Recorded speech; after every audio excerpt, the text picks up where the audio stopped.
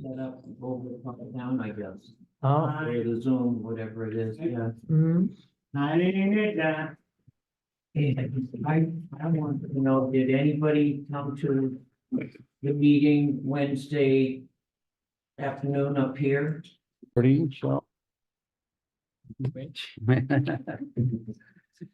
Hello, everybody, and honored guests. This is the regular monthly meeting of the Needham Housing Authority Board of Commissioners. I'm going to start by calling the roll. Reg Foster is here. You're on mute. Oh, you have to. Okay, Eleanor. I don't know why she has to ask her to unmute, but I'm going to do that. There we go. Eleanor Evans is here. Ed Shriver's here. Penny Kirk here. And Janice, Unmute, yeah, I'm sorry, there's one more tweaky control. Now Janice can speak. So Janice Bennett is here. And I declare that we have a quorum, and pursuant to Chapter 107 of the Acts of 2022, public bodies may continue to hold meetings remotely without the quorum of a public body physically present in the meeting location. And on March 29th, 2023, Governor Healy signed a law that extended this situation until 2025. So I guess we're going to be doing this every month, for the next few years, seeing to getting online on Zoom. Just wanted to announce for the record that adequate notice of this meeting was provided by the Secretary of the Needham Housing Authority, pursuant to a public notice posted with the town clerk dated December 12th, 2023. We have no extra announcements from the chair. We do have a guest here tonight, Representative Denise Gerlich, but as is our custom, we will take resident input first because our customers are our most important people here. And do we have any, Sue, do you have anything? Yes, I just wanted to let you know your name. that, well, two things. Doesn't she need to First say her of name? all, our tenant association has kind of been, quote, suspended for probably till sometime after Christmas.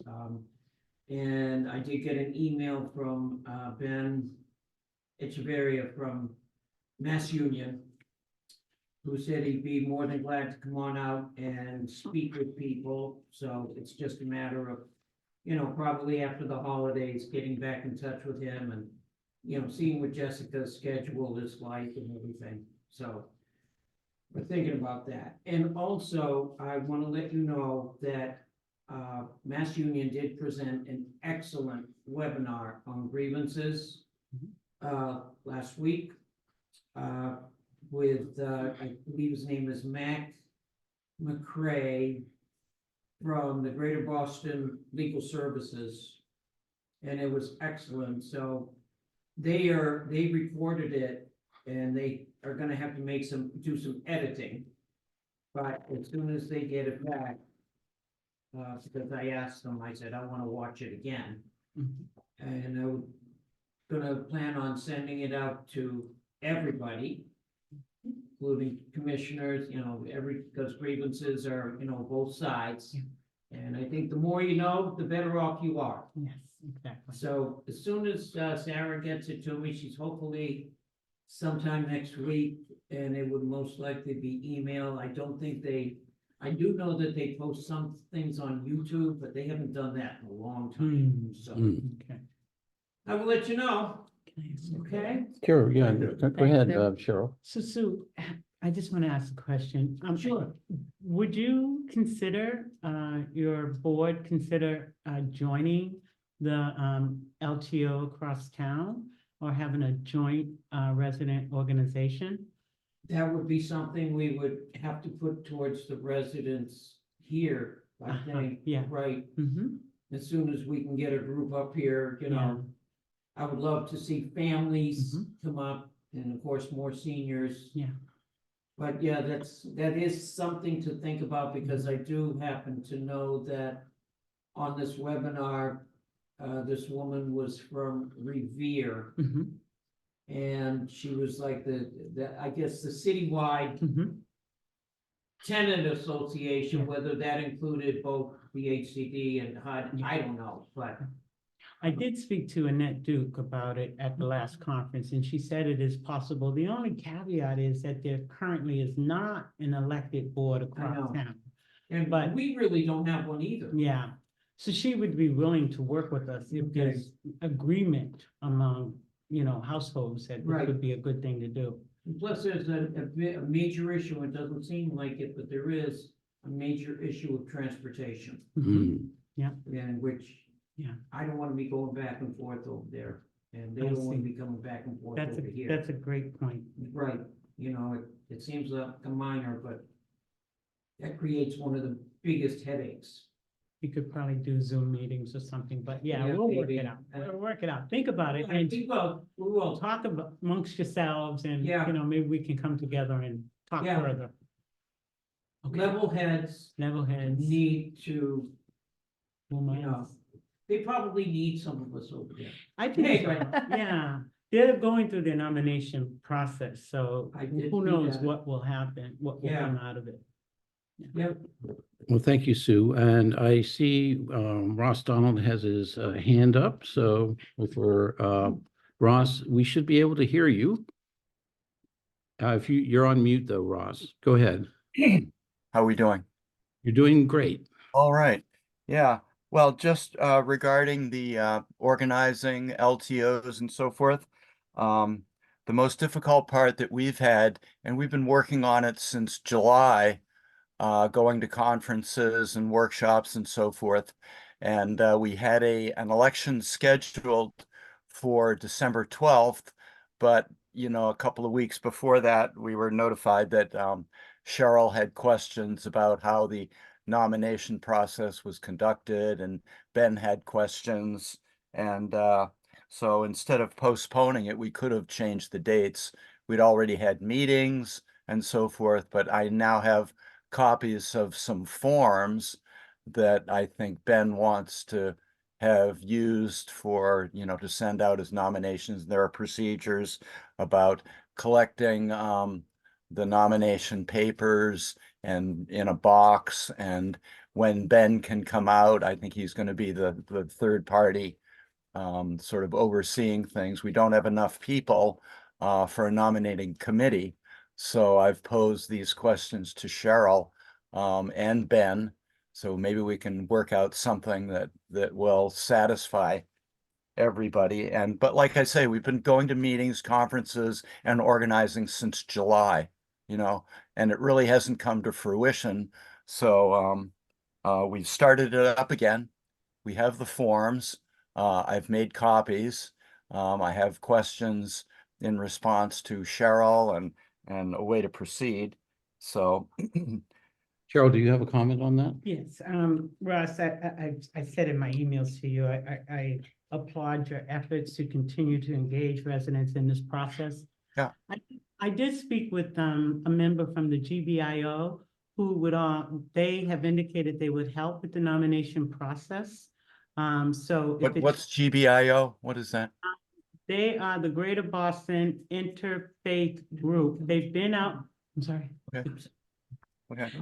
They've been out to meet with us, they've, recently, and they have indicated that they would like to work with residents in helping residents organize Yeah. themselves around tenant groups. So I did reach out to Magda, who's a member of the GBIO, and she is, a Needham resident, and she has Okay. indicated that, she would love to assist with that process. Yeah. So I'll send you her email, and you and she can talk and organize a time to meet. Yeah, I think the most important may be to have a new party. I mean, Yeah. I don't know who they are, but I'm sure they're fine on your recommendation.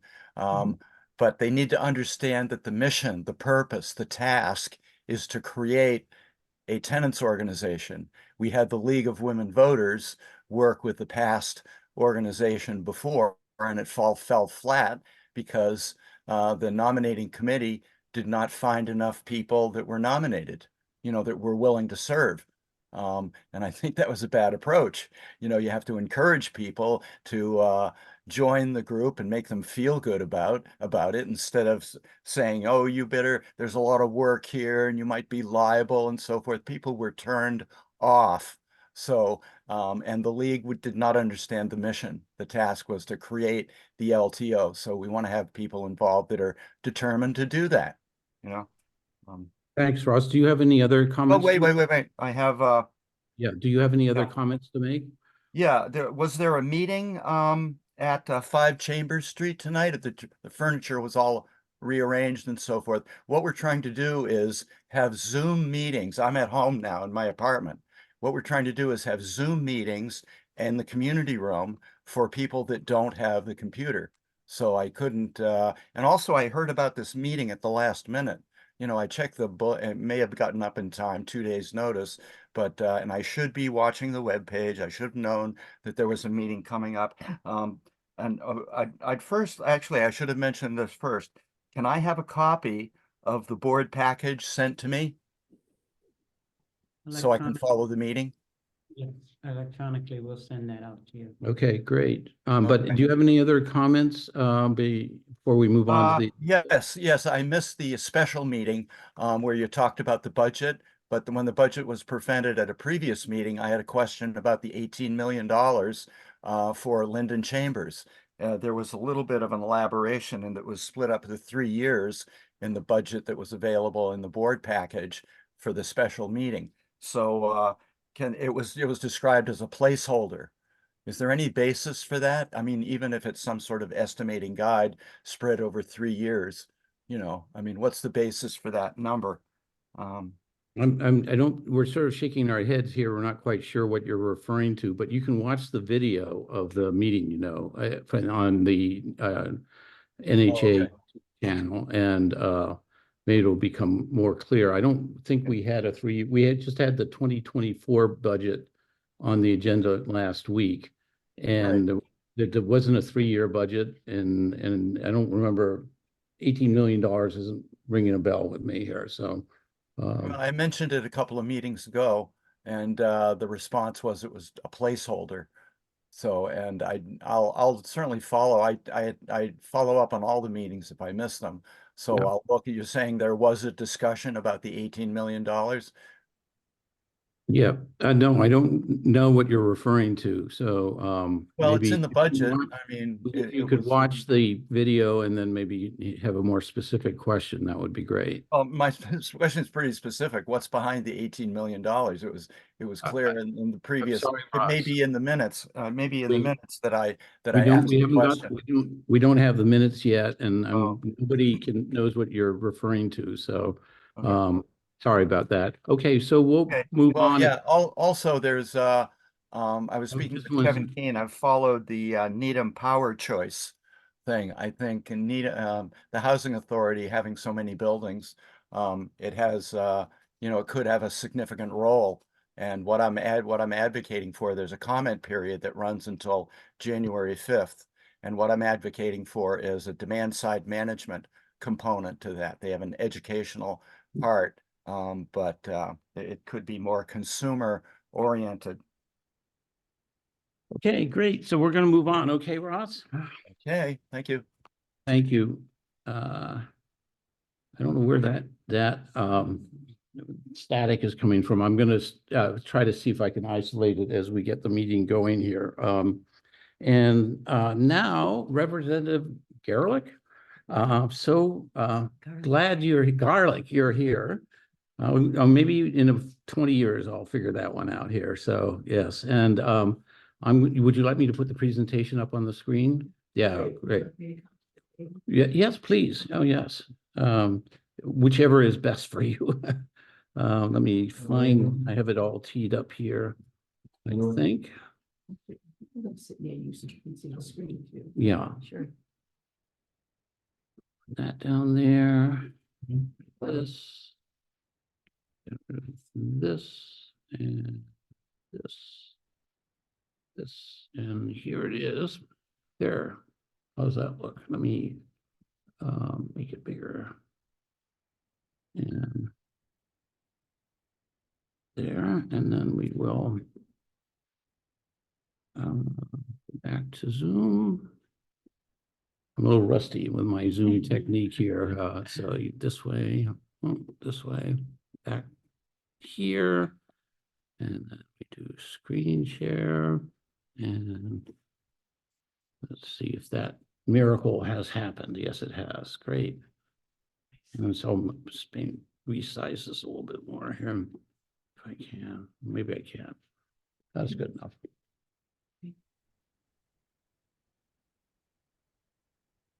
Thank The you. floor is yours. So number one, I want to say good evening to everyone. I want to thank you for the opportunity to come and speak. I actually have asked for this opportunity. And it is part of my mission in this year that I have returned to all of the important boards and committees in our town to make a presentation to the boards and committees and through you to your own constituencies.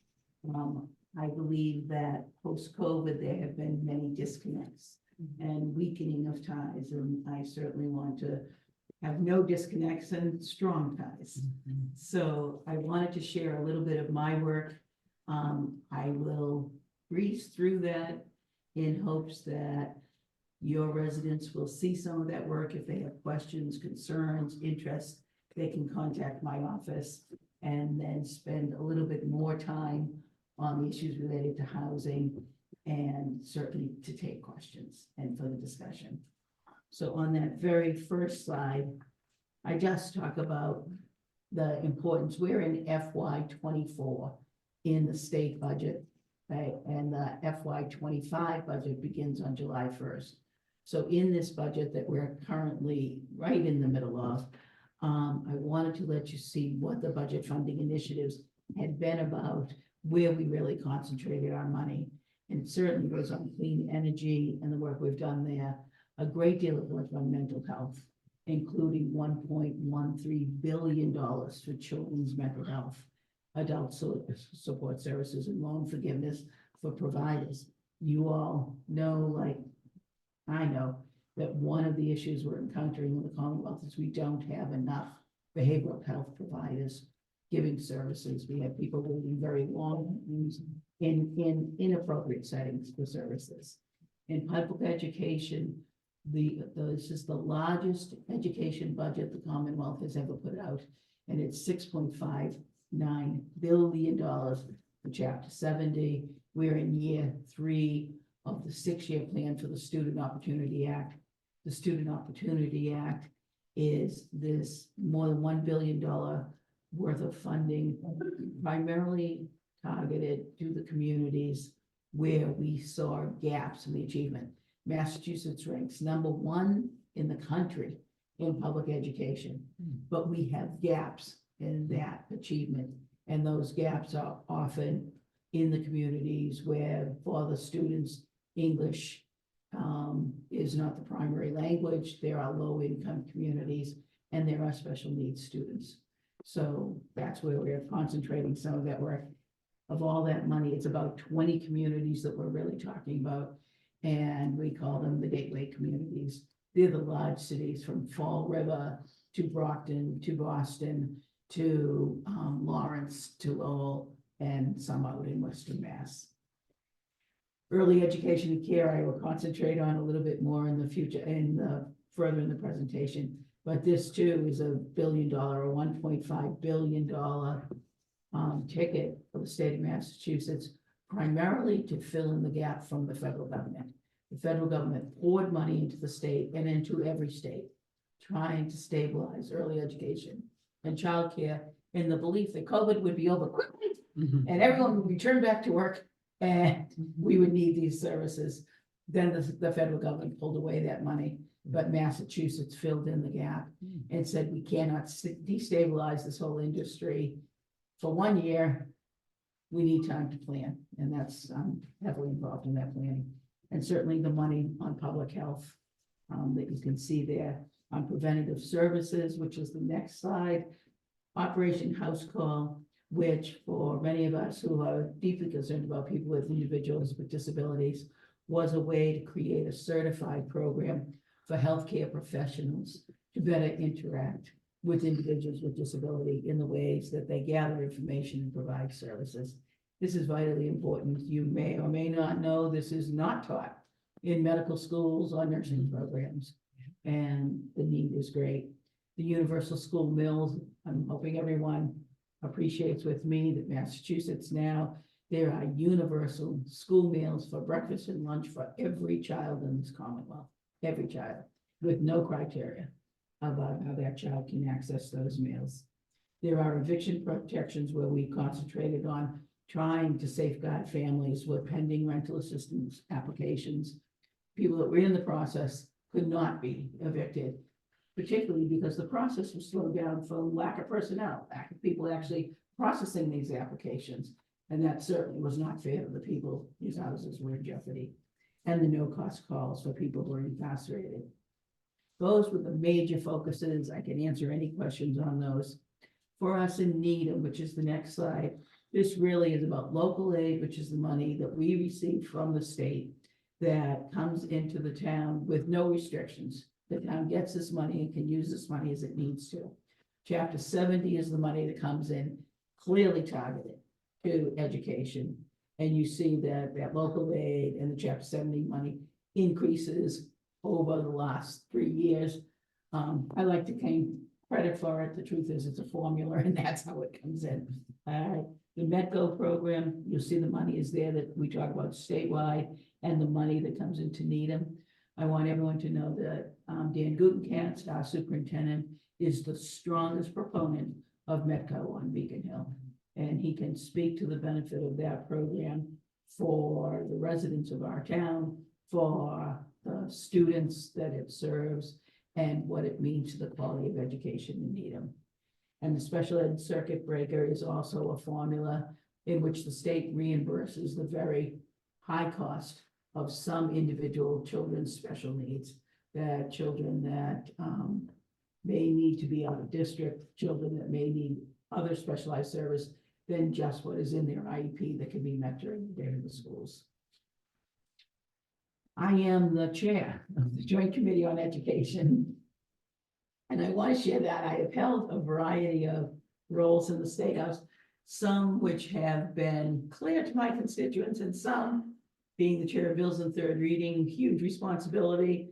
People didn't really resonate with that. Who's the vice chair of Ways and Means? People were like, oh, okay, right. Chair of Education matters in Needham. So here I am. Yes. And we have 334 bills before us. We actually have 364 bills as I'm talking to you.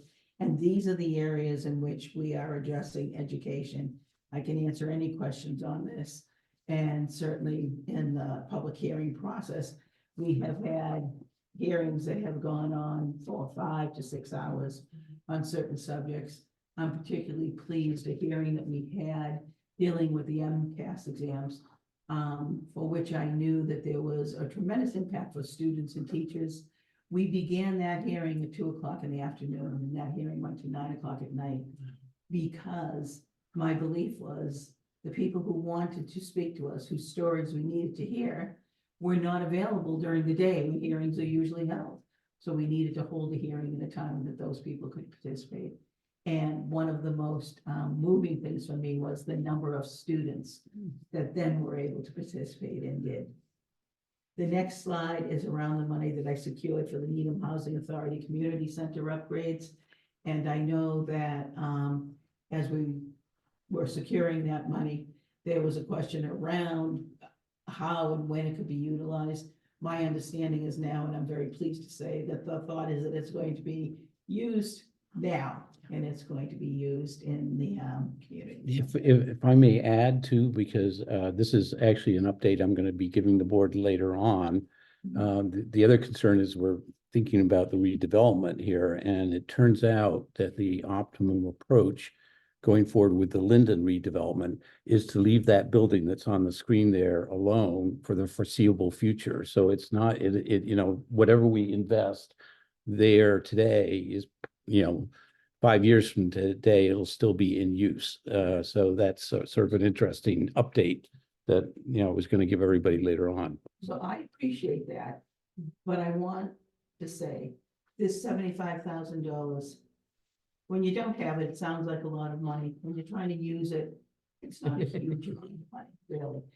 However you use it, in the short term, to make that community room, you know, more accessible to residents, that residents feel comfortable there, that whatever you're designing for their meet, whatever you need to use that money for the amount of time that you can, you have my full support. Rep Garlic, when you work at the state level, $75,000 doesn't sound like a lot of money. When you're us, it's a huge amount of money. You billion here and a billion there, you know, yeah, it's just 75,000, we really, really appreciate it. I'm so pleased. But you're true, Reg. In my world, they say, you know, a million here, a million there. It's not Yeah, right. And the other group that I know that you have a very strong affinity for was the money that I was able to secure for the Charles River Center. That now actually, we were so very proud of it, but that building itself is aging and it needs accessibility requirements. And so that money is going to be used for that, for those adaptations. And I have worked closely with the hospital and received specific money for our town, which is why I'm talking about these three things. For what is a pilot program that we have done, and for the first 2 years, I was able to get $90,000, and now at the state level, they don't really believe I can still call it a pilot. But incredibly important that what they did is they contracted with Riverside Community Services, and it's a staff person from Riverside Community Services that actually physically sits in the emergency room at Beth Israel Deaconess. So that people come in with mental health issues, people that need behavioral health supports, instead of kind of going through the process and waiting in an emergency room and out in the hallway and other areas. We've got a very busy emergency room now. There is a much more effective way to quickly connect people with resources. And it's the phone call that's made from the Riverside person who knows where those resources are. And always, my goal has been, from the time I served on our Board of Health and on our select board, is that we better unify the services that we do have, and we maximize the services and don't have duplications, and that we do a good job about letting all the people in town know where the resources are. The difficulty around mental health and behavioral health issues is that people often don't want to pay attention to such a difficult subject until they're in crisis. And then when they're in crisis, it's so very hard to locate your services that you need. So when we started this program, we were the only entity in the Commonwealth that was doing it. The Commissioner of Mental Health was taking a big leap of faith with us. This program has now been duplicated across the Commonwealth, and there is a tremendous amount of resources that are going into what turned out to be a very effective program. And that is to the credit of John Fogarty at the hospital and Scott Block, who was the executive director of Riverside. He has passed away. But their vision. Thank you, thank you. So I did want to bring on the next slide, the Affordable Homes Act. So I want you to know that this is work that I need to do with all of you to learn more about. I'm going to need advice from your consultant, the Cambridge Housing Authority, about the valuable ways to really weigh in on this. This is proposed by our governor. It's a $4.1 billion program for capital authorizations. You know, in my world, there's a two-step process. Something has to be authorized, and then it has to be appropriated. But appropriated, right, when you actually get the money, can never happen unless you're authorized. So we can't miss the first step. We can't miss the first step. And right now, this bill hasn't had a public hearing. You know, it's in the press as if it was a live thing out there. There's a lot of work to be done on this. But I really am very much wanting to make sure that I'm up to speed on this. I need all of you to help me to be up to speed on it, and that we don't miss a step here. The Affordable Housing Trust Fund, that $800 million, that's general funding, that's allocated for public housing. I think that's a place we're going to look. The way we can get the income tax credits is something that is going to be part of this bill and we'll be able to access, as well as the very first little blocks there, the public housing rehab and modernization at $1.5 billion. So I really look forward to this work together, and I give you my word that I'm on it. Just help me figure out how to be on it. We have suggestions. Okay. And then the last slide I just wanted to go through was just the session priorities that I'm currently engaged in. And I did want to share with the residents that as the chair of education, one of our major focuses is on early education and childcare. And I have certainly, I had a public hearing on this in which we heard from all the stakeholders. I had an informational hearing that was invitation by people who were leaders in the field, reflecting trends. And I have traveled all over the Commonwealth with my committee members because early education and childcare comes in a lot of different forms. It's not a one size fits all, but it is vitally important to the health, their physical health, the mental health, the emotional health, the learning needs of young children, to the ability of families to manage their day-to-day lives. The business community is weighing in on their need, their understanding of why early education and childcare matters. And part of that is around access, like where do we have the capacity to serve these children? I will tell you the most heartbreaking thing that I'm dealing with right now is we have an incredibly long waiting list for children who need early education and childcare. Equally as large is the number of programs that have spaces for the children, but no educators. And so those are empty spaces with children on the outside needing services. And so we're dealing with that workforce issue. We're dealing with the affordability issue in for the children who may need state support for their services, for the children who may not, but for whom the overwhelming cost. Anyone who is following carefully the cost of these tuitions for the children, it is overwhelming. And we're looking at the issue of quality. And I have learned so very much in doing this work, and I'm glad to be involved in this. And then this last slide is a tiny commercial for the Gala Press, which goes out every Thursday, for which we get very positive responses because we cover the news. Oftentimes there's a piece of information either related to my work or to legislation we're passing in the State House, that kind of thing, as an introductory article, but around the events that are happening in all three towns I represent, which is Needham, Dover, and Medfield, and then the major state initiatives. And people have loved knowing what's going on in Needham, and they're especially curious about what's happening in Dover and Medfield. So it's been this great thing. Anyone who would like to be added to that list, just contact my office. Just go on the Mass Legislature website and we'll send that out. So I just wanted to thank you. I'm hoping this information is valuable to all of your residents. And I wanted to, and I'm sure this will be part of our discussion, but I wanted to express my respect for this Board of Commissioners. You know, there are many people. Needham is very strong in the skills and the talents and the education and the experiences of the people who volunteer on our boards. And I always marvel at the qualities that people bring.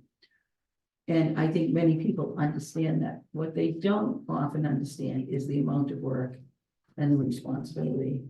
And for this Board of Commissioners, the responsibility that weighs on your shoulders is huge. And the avenues of support are sometimes difficult to follow. Many residents think you're a town organization, which you're not. Many other residents think you're only a state agency and you're elected commissioners from the town and appointed by the governor. I think that not only do we have to thank you for for everything that you bring to this board, but for shouldering this responsibility that many people do not see, but for which all of us are depending on you. So my sincere thanks. That's very sweet. Thanks so Thank much. you. A quick question now. Sure. Maybe you can tell me how I can find out. I was on the board of the Gifford School for many years. Yes, Are there residents of Needham who go there? I've never known. so I don't know as of today, but I certainly know in the past there That have they been have. residents at the Gifford School. Okay. And we're There are deeply about grateful. 35 towns represented Right. at that school. Right. You know, and when we talk about the mental health of our children, right, the Gifford School has fulfilled an especially difficult role Right, quite and, unique. and done it with incredible Yes, we success. do a great job. Do any of the other commissioners have any questions for Rep. Garlic or online there, Eleanor and Did Janice? it right twice. I'm practicing. I'd just like to say thank you, Denise, for such a great presentation. Thank you, Jen. Thank you. I'm glad to see you tonight on Zoom. You too. We get all you do. Yikes.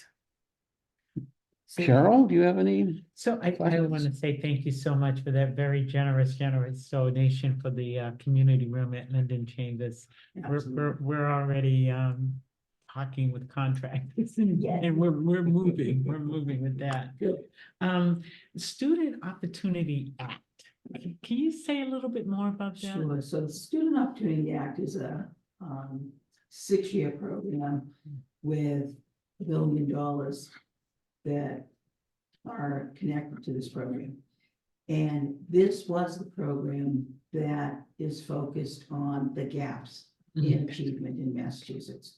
And it is particularly focused on the English language learners, the low-income communities, Mhm. in particular communities where we may see many children with special needs. Okay. But those tend to be, there's this group of cities in the Commonwealth now called the Gateway Cities. Mm, So it's Fall River, it's Mhm. Brockton, okay. Quincy is a gateway city, Lawrence, Yeah. Holyoke, Mm. you know, and so there's about 20 communities. Mm, And those are the communities that have received okay. this real infusion of money. I see. And one of the things that we're seeing is there's many people who have many opinions about education. Mhm. And I've come to believe that everyone thinks they're an expert because they went to school. Right? But having said that, we're only in year 3 and there's voices saying, well, why haven't those MCAS scores gone up, right? And we're not giving ourselves enough time, Okay. right? It Took takes 10 years to some time get- to do that. That's what they say, Penny. It took 10 Penny years just said before 10 years. we got the commendation from the governor. That's right. And you know, and it's going to take that kind of time, but those resources are there. Mm. What isn't there necessarily though, which is a post-COVID phenomenon, is the workforce. The number of teachers we need, the resource counselors we need, the paraprofessionals we need. Yeah. And I think that that's something that everybody's struggling with. But this kind of infusion of money into the Commonwealth is to make sure that there is equity in the Commonwealth. You all know that in many communities and in the community of Needham, personal property taxes help to pay for our education. We have the resources to have those personal property taxes. Gateway cities do not. Okay, Yeah. that's good. I was curious why. I know Needham had an initiative for many years to an achievement gap, to close the achievement gap initiative. But I was just curious as to why we were not receiving any of those funds since Needham has done so much work through the years on closing the achievement gap for students. But I understand. I Yeah. understand now. So it's something that is confusing, Mhm. and it's also something we should be proud of. Mm, The confusing part is, why not us? Yeah. I know. You know, we're working really hard, the town is working really hard. The thing we should be proud of is that without that additional influx of resources, Needham took on its own responsibility Yeah. and has done its own. Yeah, Yeah. yeah. Well, I'm really pleased to hear the people that need it the most are getting special consideration. I think Yes. that's so important. Me too. Me too. You know, yeah, but I will tell you, when we did the Student Opportunity Act, the thing that I held firm on was to do no harm, right? I want all of the resources to be where they are needed the most, but without harming the places. And in fact, the final bill did that. Needham was not harmed by this. Yeah. We just didn't get that extra bit. Yeah. Sue is with our Tenants Association and has a question for you So just, or comment. Just a statement. I am so glad to, about Governor Healy's plan for, college age students to be able to go to either, Boston, 25 and over, to a local community college for free, which I think is wonderful. Right. And the fact that, people, I think it's, they can also go to a state college for free, which is, I've told a few people about it, and it's terrific. My other question is, what is the city and the state doing for mental health for the children that have been having to live on the streets with their families, such as like Mass and Cass? Yeah. What are they doing to help those kids through such trauma? Right. So I guess that's a couple of issues, right? So Mass and Cass has been the location where we saw so many people with addiction problems living, right? And when I was the chair of mental health, substance use and recovery, I certainly had visited Mass and Cass and seen the facilities and the stop clinics that were down there. I did not see children down there, so I have to tell you. Okay. But, so I want to just separate that. And the city actually, through Mayor Wu, is trying to deal with the issue of the people that populated Mass and Cass and is now moving people into shelters and to hotels, and is doing that. But I want to talk about the homeless children issue. And there's two groups of homeless children.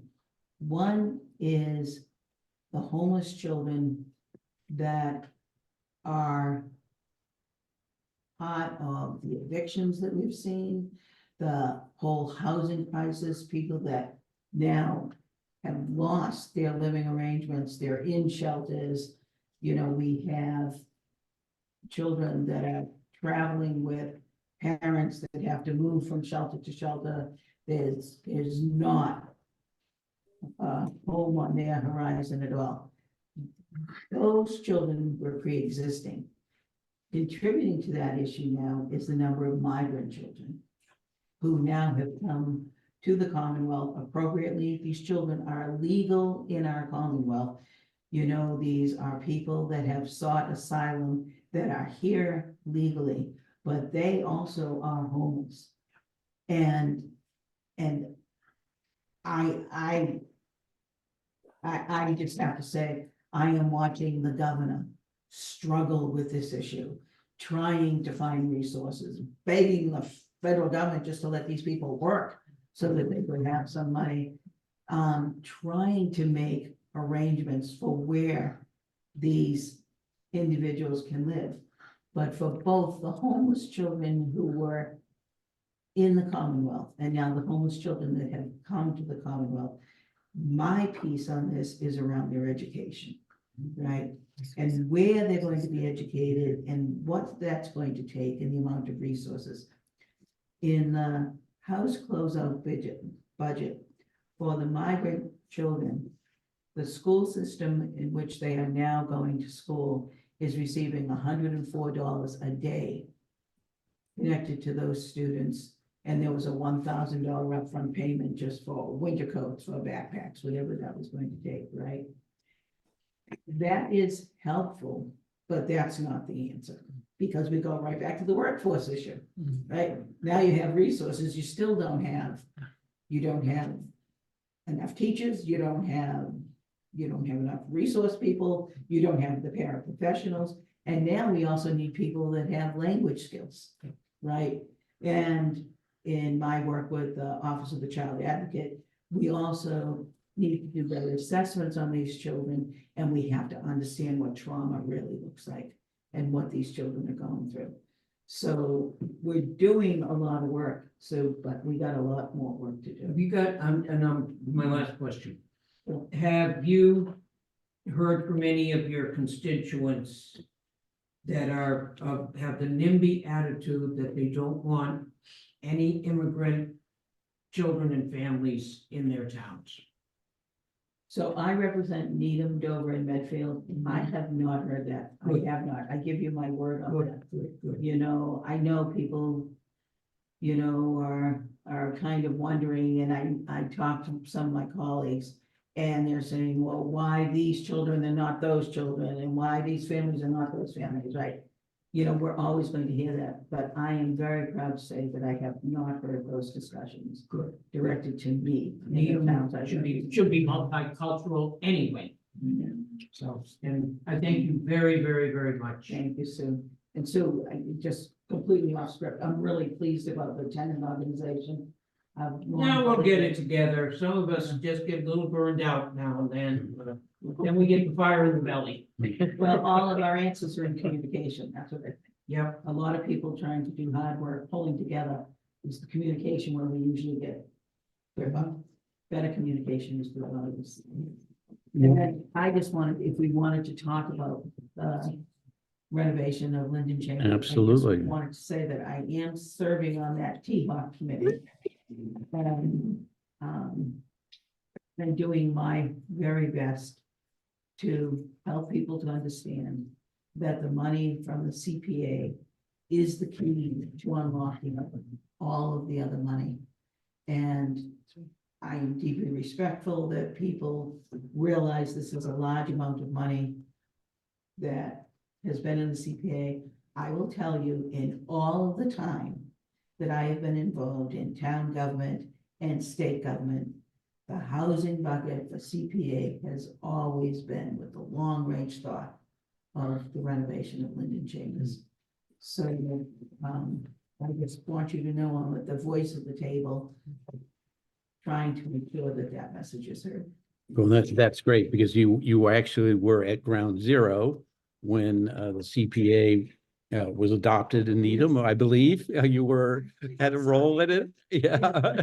And you were at ground zero when we used $1 million to approximately to get the 20 bungalows redeveloped at High Rock Homes into 20 duplexes. And so hopefully we've got deja vu all over again here on a larger scale, and we'll see. And we just really, really appreciate your support, past, present, and hopefully future. And we hope to be your poster child.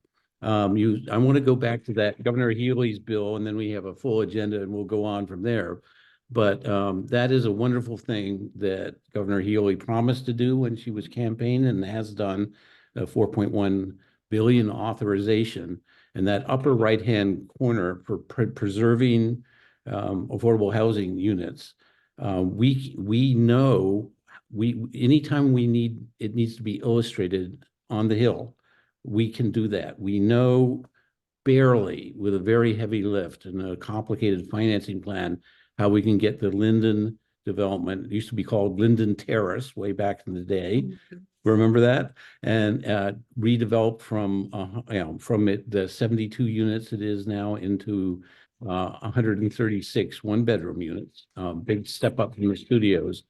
There is no visibility funding-wise for Chambers, the 80 units there, except for making sure that we can get that bill adopted as the first step. You said it's not the final step.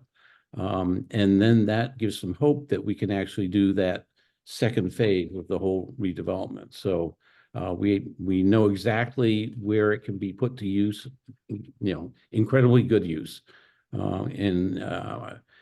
If maybe Chair Arciero of the Joint Committee on Housing, I believe is what he's chair of, is interested in, not a theory, but the actual bricks and mortar of how it can be used. And if we can help sell it to other, maybe more skeptical members of the,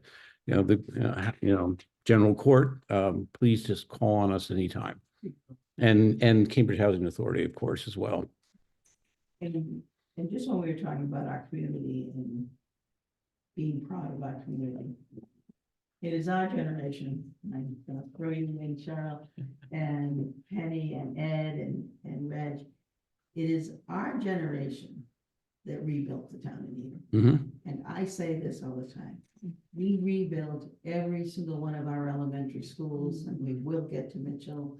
We rebuilt Pollard several times, but the library, the public safety building, the public services building, even the work that we've done up at the RTS. If you can name any municipal building in this town, The library, the library, thank you, the pool, right? the pool, yeah. We look at things in the last really 25 years, right? We have done all of that work. The unfinished work is the Needham Housing Authority. And, we are one community. My friends, my neighbors live there. This is the piece of work that completes an incredible bit of generation of work in our town. But without that, we are not complete. And without that, we have failed. We have failed. We're not going to fail. No, we are not. Failure is not an option. We were on a roll. Yeah. Thank you for saying that, Denise. That means you're gonna continue to go for us, so. Oh, absolutely. And Reg usually does this commercial for me, but I'll do it myself. That $1.25 million that I was able to secure from the ARPA money, I want you to know that was a very complicated discussion at the state level for me, because I was being advised to break up that money. Don't put all your money in one place. Don't put all, and it wasn't the place I was putting. It was just don't put it in one place. Spread out that money, make a difference. My colleagues were all spreading out the money, and I just refused. And I kept saying, the Needham Housing Authority, the Needham Housing Authority only. And that money did make a difference. Thank you for the wisdom, because you saw it before anybody else did, and it's 50% of our pre-development budget, along with the town CPA funds for the other 50%. And as a result of that, we have a chance to actually possibly, fingers crossed, lots of bumps in the road, start construction in mid-2025 for the first 136 units. It's replacing 72 really worn out units, and then adding another 62 for a very long waiting list that we have had for years and years. So. And I think it's important too in the discussion that people confuse affordable housing with deeply affordable housing. And we have to help people to understand that difference as well. And this is deeply affordable This is housing. deeply affordable. Exactly. And Reg, I want to congratulate you and Cheryl, at the team meeting.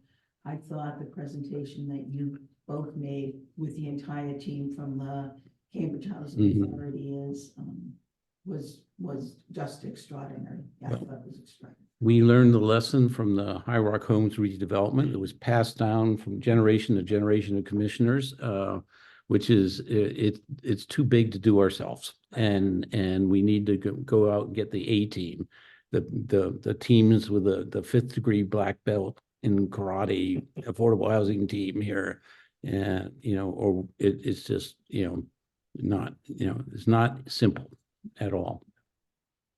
Well, thank you so much for coming tonight. For this time. Appreciate having you all to ourselves. Same to you. Yeah. And you. And you are welcome to stay, and you're absolutely welcome to go get some dinner or whatever that too. So we will not be offended. Yeah. You can get the recording. That's right. So Regards to Russ. Oh, thank you very much. And Beth Yeah, and all of them. so on Sunday or the Bye-bye.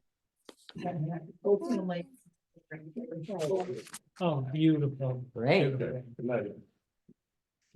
Thank you. Well, it's really hard to come back to our boring old agenda. Maybe we should just adjourn after approving the warrant and go have a mug of a hot toddy or some eggnog or something like that. All right, well, maybe we can speed through things a bit too as well. So we are now at agenda item number A. And that is the review and approve the two warrants. We have first the NHA bill schedule and check warrant of $212,213.30. Do I hear a motion I move to approve? accept. I second it. A motion and a Penny and a second by Ed. Are there any questions? No. I do have a couple of questions on page 17 Okay, and page 28. 17 is an expenditure of $82,241.50 for correct. I have no idea what that is. it's the Needham retirement system. So Oh. if you look up at the little caption there. Oh, shoot. So I don't know what PIRAC is either. Do you know what PIRAC is? I don't know the acronym, but it is a retirement Okay. system. I We- didn't read we- the black. We paid, the entire amount was 165. This is the second half of that.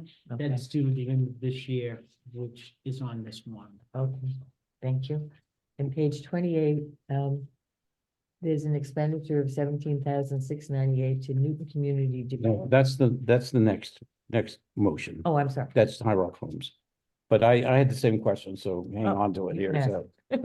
So, hearing no further questions, I will call the roll.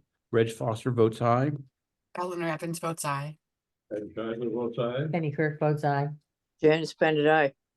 That passes 5-0. And now we come to the High Rock Homes LLC bill schedule and check warrant. Can I ask a question? Sure. Back up.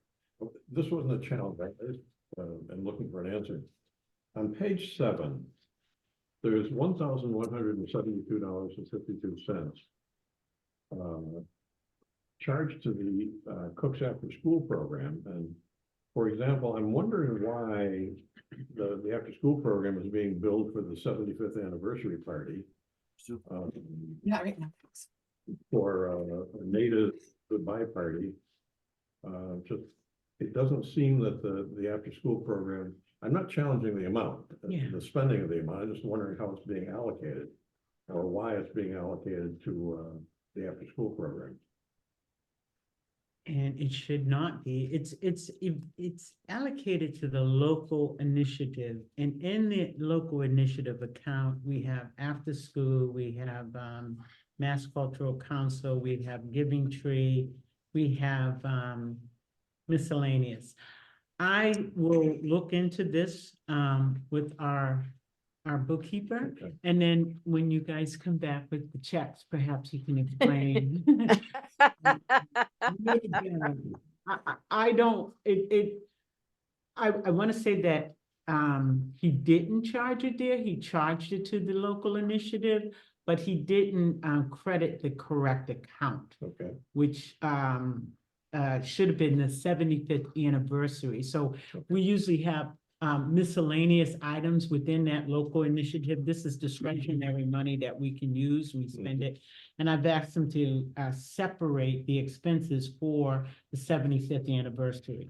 So this may have just been an oversight on his Okay. part in recording it that way. But it comes out of that one account local initiative, and out of that local initiative, we have these separate sub accounts that we Understood. track the Right. money in. Right. But yeah, it shouldn't show books back to school. You're And just absolutely right. remember how the format of this report works, as I understand. You're going to correct me if I have it wrong. Mm. But this is like one invoice or charge from the Bank of America that happened on 11/21/23, and it had 3 items in it. So, and one of the items, is something they bought for $176 for the after school program. And another of the items was $344 that 99 cents that they, and belongs to sundry local. It may be just a invoice description issue, which he enters in as he goes along here. But these are, what this is three different places that this overall Bank of America charge was allocated to, so. That local initiative account, but he did not credit the accounts properly. Yeah, so we'll look at it. All right, so let's go on to High Rock Homes LLC bill schedule and check warrant of $24,946.43. Do I have a motion to approve? I move. And a Second. second from Penny. Any questions on that one from the commissioners? I'm going to bring up not a question, but a comment. This has been starting to come up as we look Page at, 28. yeah, it's page 20, starts at the bottom 26, and goes on to 27 with whereas. So this is to Newton Community Development Foundation. The overall charge is $17,698.97, and they are the subcontractor basically that manages the High Rock Homes LLC for us, and We took it over. it, I thought we took it over. well, no, we've From them. talked about it, taking it over and over again, every few years, but it hasn't happened. We've had a lot of changes of executive directors and Cheryl noticed the same thing, and it's actually come up as one of the things that maybe we want to think about. Not today, but we will be getting to goal evaluation next month. And thinking about updating Cheryl's goals for 2024. And I'm hoping to go find out how much we spent on them this year and what. And because my guess is this looks like an awful lot of money for just 1 month's worth of Yeah. charges, and what are they doing for us here? So. Yeah. Go ahead. So it's where you see the invoice description, he's not capturing enough specific information relating to that bill that's being, I believe it, yeah, okay, but I'm just saying, just the magnitude okay, of amount. yeah. I know that they charge about $4,000 to $5,000 a month as a management fee or a quarter, but I still would like to, I think it bears looking into here. Okay. Yeah. And I just wanted to, I'm going to start watching that here. So any other comments? Hearing none, I will call the roll. Reg Foster votes aye. Eleanor Evans votes aye. Ed Stradler votes aye. Penny Kirk votes aye. Janice Bennett votes aye. And that's approved 5-0. Now we come to a bumper crop of catch-up board minutes. And I guess when I looked at this, I said, wow, did we really meet this many times since the 12? Yeah, we did. And this is missing the last week, 12/8. So it's actually 6 times. When Denise says we're a hardworking board, she doesn't know half of it, I don't think. But anyway, thank you so much for all the work that went into getting these caught up. We're missing, I think, the October 30th minutes. Okay, I'm missing that one too. So it's 7 meetings. Okay, Wow. geez. I have a couple of questions. So, yeah, so I'm going to propose that we approve these all as with one vote rather than taking 10 minutes to call the roll. And so let's just go through them one at a time in the sequence they're in the agenda. So any comments on the 10/12/23 special board meeting minutes from anybody or Okay, any comments or questions or changes to the 10/19/23 minutes? Yes. On page 35, the appointment of Barbara Vivian, is that a full-time position, or what does a grievance officer spend time at? If there are two, it says here there are 2 grievance requests at the moment. So I can answer that, as a sort of Cheryl was just getting up to speed about that. So Barbara Vivian, we've already appointed as a grievance hearing officer when we did further research after the meeting. We usually have 2 of them, and what they do is they participate in the second stage of our grievance process that we approved. Mhm. And first stage is, it can be a tenant, it can be an employee, it can be anybody files a grievance saying something isn't right and I'm grieving it. And the first step is an informal resolution meeting with the executive director. And the hope is that 90% of the, whatever it is, gets dealt with, you know, just informally. If the grievant is not, who files the grievance is not satisfied with the decision on the executive director, then they can appeal it to a grievance hearing officer who's a trained person who does this for housing authorities. And that hearing officer will hear the grievance, take in evidence. The grievant, if it's a tenant, can bring a friend to be a support, or they can bring a lawyer if they want to, a representative. And then the hearing officer, you know, goes to the mountaintop, considers all the facts and testimony and evidence and produces a decision. And that's what they do. And hopefully 90% plus of any grievances that reach step 2 are, you know, taken care of to the satisfaction of all parties. I understand those steps, but is she called in for these? Yes, it's So not, she's sort so of, she's paid by the grievance. okay, Yeah. What page are you on, Ben? I am. at That, the- but that process does not end there, Reg. Say If the resident is not satisfied, she can, bring it to the board. Oh, and she yeah, I can- was going, yeah. I'm sorry, And- we're getting an awful lot of static now from you. You're almost not understandable here. I don't have anything else on in my house besides. No, it's something to do with the microphone it's when the you mic. talk, you know. But let me say what you were going to say. Then if the grievant isn't satisfied with the decision of the hearing officer, then that person has the right to appeal to the entire board to hear the grievance. And then the board, Right. acting as a whole, will then you know, make a decision. And then if you happen to be a state tenant, but not a federal tenant, the state DHCD, now HLC, allows that tenant, if they're not happy with the board decision, to appeal to HLC. It's Exactly. final step here.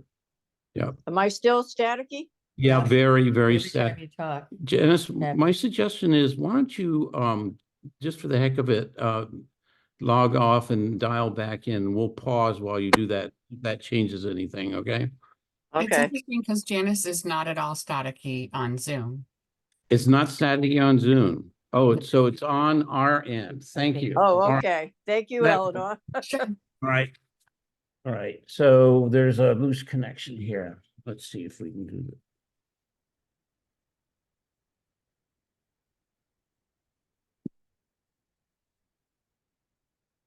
say something, Janice. Okay, so yeah, I wanted to say that Much if- better. if the board is not able to satisfy the resident, it does go to, Executive Office and Housing and Livable Communities. Yep. Now you're good. So we got that loud and clear. Okay, so you got your bug out, good. I think, don't jinx us, okay? All right, any other comments on that 10-19 minutes there? Well, I don't know if this is 1019. It's page 37 and 39. It's not. Okay. labeled. Oh, so you have to look at the first page of the minutes to see what. All right, so 10-19 is 31. no, Page it's 37. It's 37 and November. if you look 39. at the upper top level, I don't have it. oh, you don't have. Yeah, how about that? it's November. So 2000. 10-19 is the page 31 through page 35. And you're on, Page 37 and okay, so, 39. all right, let me try to identify. Okay. So nothing on that one. So the 10-30 minutes is on page, The 10:30 minutes are absent. She's. are absent. Okay, great. All right. Jenny is referring to the Uh, November 9. meeting. November, okay. we're getting there. So how about the 11:21 minutes here? Is that the pages? Oh, No. wait, sorry, 11:21? All right, how about the November 9th minutes, which is the one you've got here, Penny? November 9th is on page 36. Yeah, so, Oh, good, okay. So on page 37, what's her name? Liz Fay is described on number B2. And that the recommendation letter was not included in the packet, so we were gonna get it, I thought. At some point. I will get that out to you. All right. And then page 39. A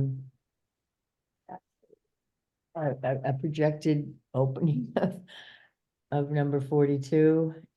And I know what happened with the Karen Bourne, but maybe we ought to have some statement about that. Which one is that?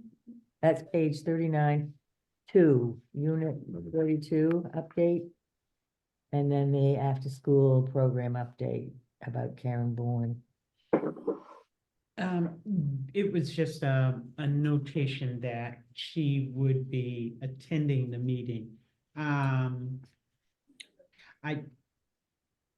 I think she actually attended the meeting after this date, November 9th, but it was just a notation that Karen Board would be visiting the after-school program. She did visit. Yeah, but it was after November 9th. Yeah, it was, I think, earlier this week. Yeah, yeah. Yeah, and So she the- was an hour and a half later than Yeah. expected. She was. That was very unfortunate. sensible, yeah. But she did discover that the children are not doing homework.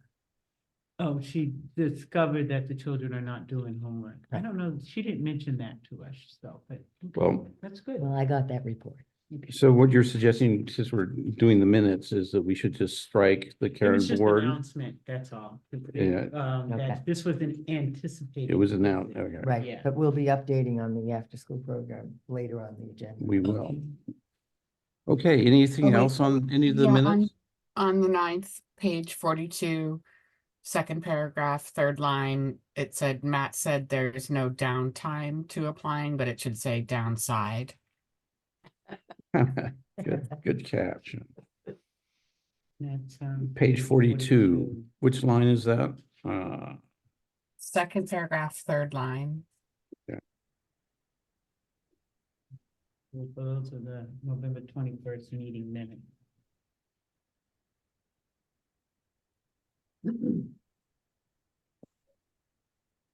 Okay, anything else? Okay, can I have a motion from somebody to approve the, I motion we approve. let me just read it off, and so it'll be in the motion, the 10-12-23 minutes, the 10-19-23 minutes, the 10-30-23 minutes, no, not No, those, they're not the 11-21 23 minutes and the 11-9-23 minutes. And the 12-8. Do we have, no, we don't have 12-8. Yeah. So a motion by Janice to approve those minutes and a second by, Second, sent by Penny. Hearing no further discussion, I will call the roll. Reg Foster votes aye. Eleanor Evans votes aye. Tyler votes aye. Penny Kirk votes aye. Janice Bennett votes aye. And those are approved 5-0 here. Okay, Cheryl, over to you for the executive director's report, Okay. if you're ready. I'm almost. ready. We have the monthly management, the monthly financial report. And it's a great report. I'm not sure if we have any questions on the monthly financial. Yeah, report. I do. Yes. Sure. On page 46, Mhm. the Linden Chambers profit and loss. Well, from a pro rata budgeted amount, this is net income, the bottom line, to a negative $6,100, the actual to date amount with a positive 25,845. And my question is, going back up to the operating receipts, is the operating subsidy that had the greatest change. Is that because we were waiting to receive a subsidy check from the state and they were late getting it to us, or because of an irregular schedule that they send remit the subsidy checks to us? I think this had to do with that 50,000 RSC grant that we were going to receive from the state. But can you just repeat your question again? Yeah, on Do the you net have, income, the bottom. excuse me a bottom line. second, you see there's a line number on the left? You'd say line number or something or other, whichever. Okay, yeah, account number, line number 3,400. Yeah, got it. And there was just I don't know, we had a budgeted amount of 23,234,000, sorry. Mhm, yeah. And we received 255. So we received $21,391 over and above the budgeted amount.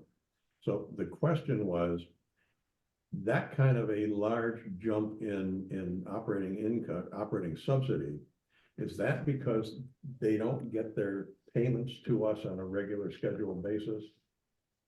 I think this, and I can confirm with Rick, has to do with that 50K. Okay, That it wasn't put in.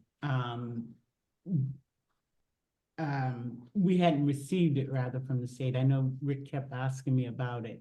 But I will confirm with him and I'll have that answer for you in yeah, the morning. I'm not challenging it. No, I know, you just want to understand how that happened, why it happened for a plus. It's actually a plus to us, and that's the Yeah. only thing that I can think of is that additional income.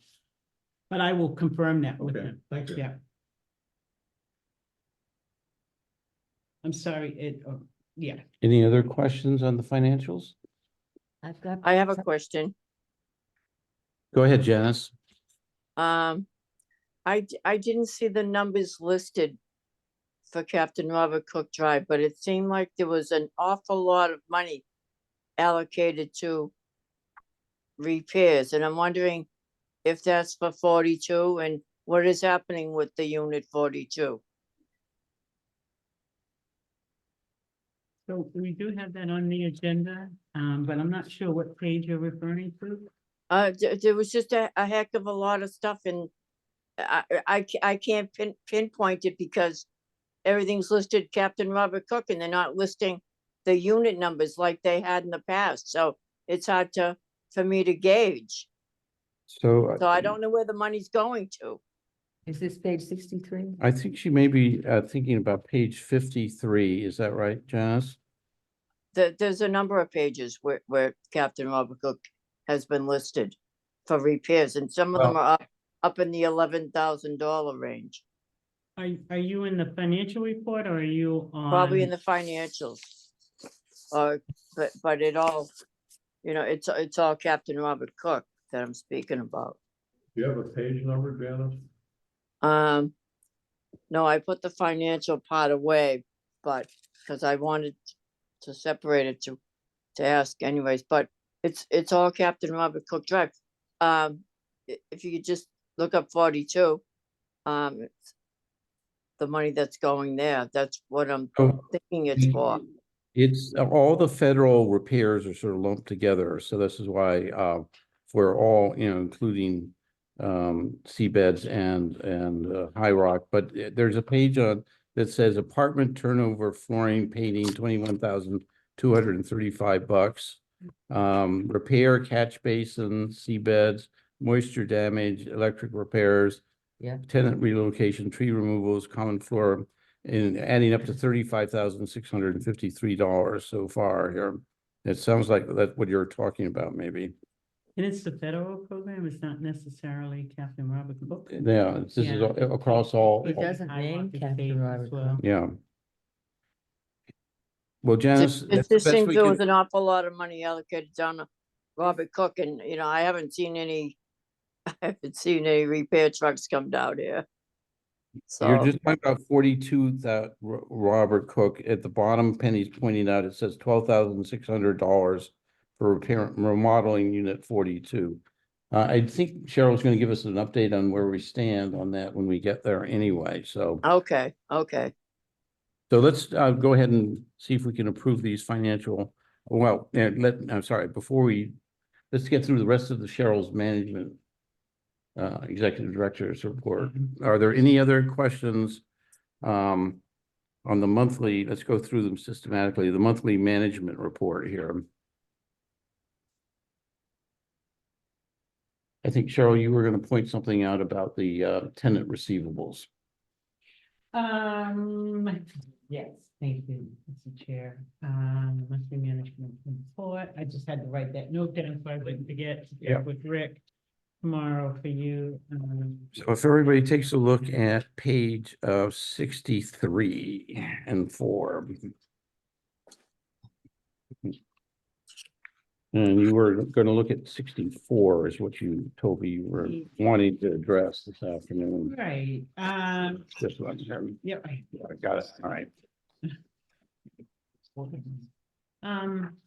So the monthly management report, in your packet is a draft rent collection policy.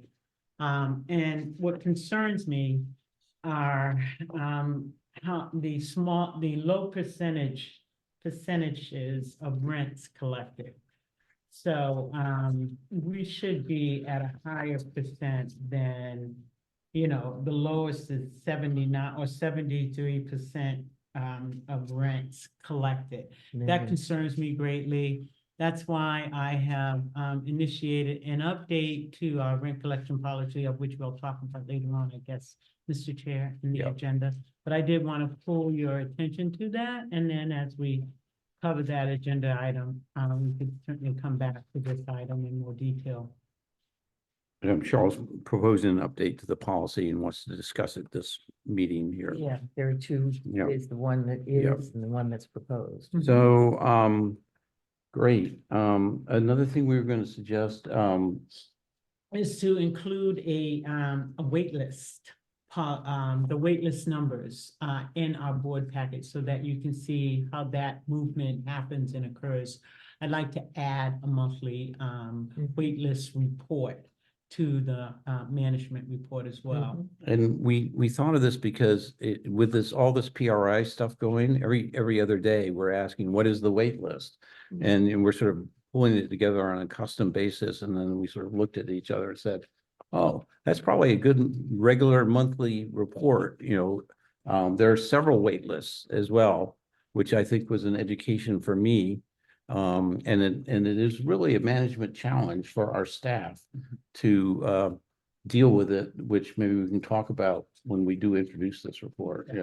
Thank you. It causes a lot of extra work, It does. to say the least. One of the other things I wanted to add that's missing from the monthly management report is your public housing account aging report. So I have copies here for you, and I will send a copy to you, Eleanor, and to you, Janice. I neglected to include it in the packet. It's the public housing account aging report, again, related to how we collect our rents and what's overdue and how to do better. Can I make a comment, Cheryl, on the wait list? Yes. We might want to just look at reporting the changes as they happen. Because if there's no changes made, in other words, if nobody's moved out, nobody's moved in. So and that could go quite a long period of time with the housing shortage. So, maybe we could just report it when there's a change. Or maybe quarter, monthly. Well, why don't we take a look? See. Okay, great. I mean, it's up to you, sir, Yeah. to propose what's useful. Now that you passed out this aging report, one of the reasons, I would just call everybody's attention why it's, I'm sorry, people online, you can't see this, but why it's so useful, because if you look at the third page, I'm looking at, and you look at Chambers Street 667-3, which is right here, you'll see there's one tenant. Yes. I All the picked that up. names have been, Yes. that is $8,000 behind. And of the 9,275 total, So that we really don't have we have a one tenant problem, but not a Right. systemic problem there, but glad to hear that you're looking into it, that's Carol. Somewhat true at this Linden Street. Exactly. 7-2, there's just this one tenant. Yeah. Who's quite far behind. All right, let's, Could I just ask a mhm. question? I had questions about on page 60 and 69. So 60, I should have talked 60, about already. are we back to the financial report? Mm. Okay, And it's just one question. It says Cook's after school donations. Actual to date PUM, I don't know what that means. And then there's $500 and then over here is minus $500. so there's no, that means there's no budget that was done. So the way the arithmetic is, we didn't They budget didn't any spend it. $500, you know.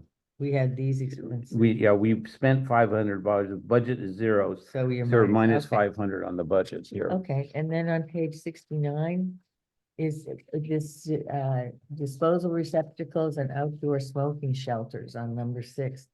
Are they going to be installed at some near date? We're gonna be going to that agenda item in a little bit. Oh, okay. Yeah, that's part of the smoking policy here. Oh, Okay, this, Cheryl, any staffing updates? I'm just watching the clock here and, you know, of course, it was great to have Rep. Garlic here. But we're, again. I said, Good for Garlic. you. All right, yeah. You're doing positive reinforcement Yes, I on me, am. aren't you? Yes, okay. Any staffing updates? So I will, Penny, get you the information on our most current Ross Service Coordinator. Those recommendations were fabulous. I can't believe I keep forgetting to add them to the packet. They were very helpful in helping me make a decision to hire her. And she has proven to be worth her weight in gold. We have a report that's due to HUD the end of the month. And I haven't been able to give her a lot of direction and time, but she's been working really hard in getting the data needed for that report to be submitted to HUD before the end of December. So I will certainly get that to you. I'm going to repost the Assistant Executive Director position, and I am not going to post the Director of Leased Housing position, but will post a Section 8 Coordinator position. So more to come on that. I will include that information. I think we're going to talk about the salary study at some point in time next month, and I can give you more information on those positions. But that's it. I am also doing performance evaluations for my staff this month as well. So busy. So that's my staffing update. So we'll do 4, 5, and 6 under new business, when we get, talk about the process. And So smoke-free building. so policy. now 7, Okay. board vote here. So now we're at the agenda item, Penny, that you were asking about, if you have questions. I there. was at page 69, number 6 at the top here. NHA shall provide cigarette disposal receptacles and outdoor smoking shelters. Mhm. I've gotten a request several months ago from Kathy Bird, actually suggested having smoking shelters. Yes.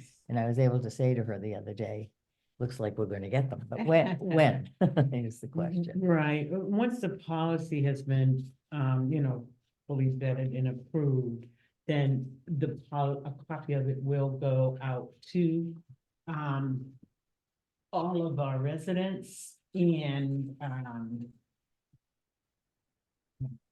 I have a question on those shelters.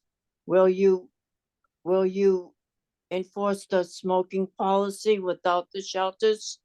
Or will you wait until you can provide those shelters to enforce the policy? I mean, there's already a smoking policy now. But and so there's a smoking policy, but again, for me, it's important to say smoke-free building policy, because we're attempting to prevent our residents and employees from smoking in the building. We're not telling them they can't smoke. You cannot smoke in the building. And I'm trying to make it a little more comprehensive and clear, because we are really going to vigorously enforce the policy. I did have residents, our RAB board review and make comments. I've had other active residents review and make comments. I've had counsel, Jonathan Driscoll, review, and he's given me significant red line changes to the policy, of which I will distribute to everyone. I did not bring a copy, extra copies with me, but I will make sure that everyone gets a copy of Jonathan's red line smoke-free building policy. Oh, they weren't in the packet? Cause you, We're not, just the policy itself. I also want to partner with the Department of Public Health in terms of helping us to inspect units for evidence of smoking and to document that information that we may have to bring into a court system to demonstrate that a resident could possibly be in violation of their lease. So there's still a little more work to do on this policy. We're really close to it. One of the changes, major changes that I noted from Jonathan, aside from grammar and things like that, was that he said to me that I needed to take out the enforcement number 4 altogether, just to remove it. Because as the executive director, Is that 68? 68, yeah, section 4.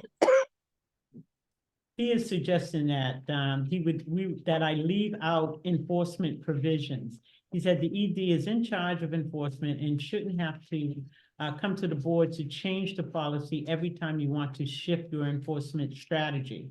So the enforcement piece would become part of our procedures on how we implement the policy.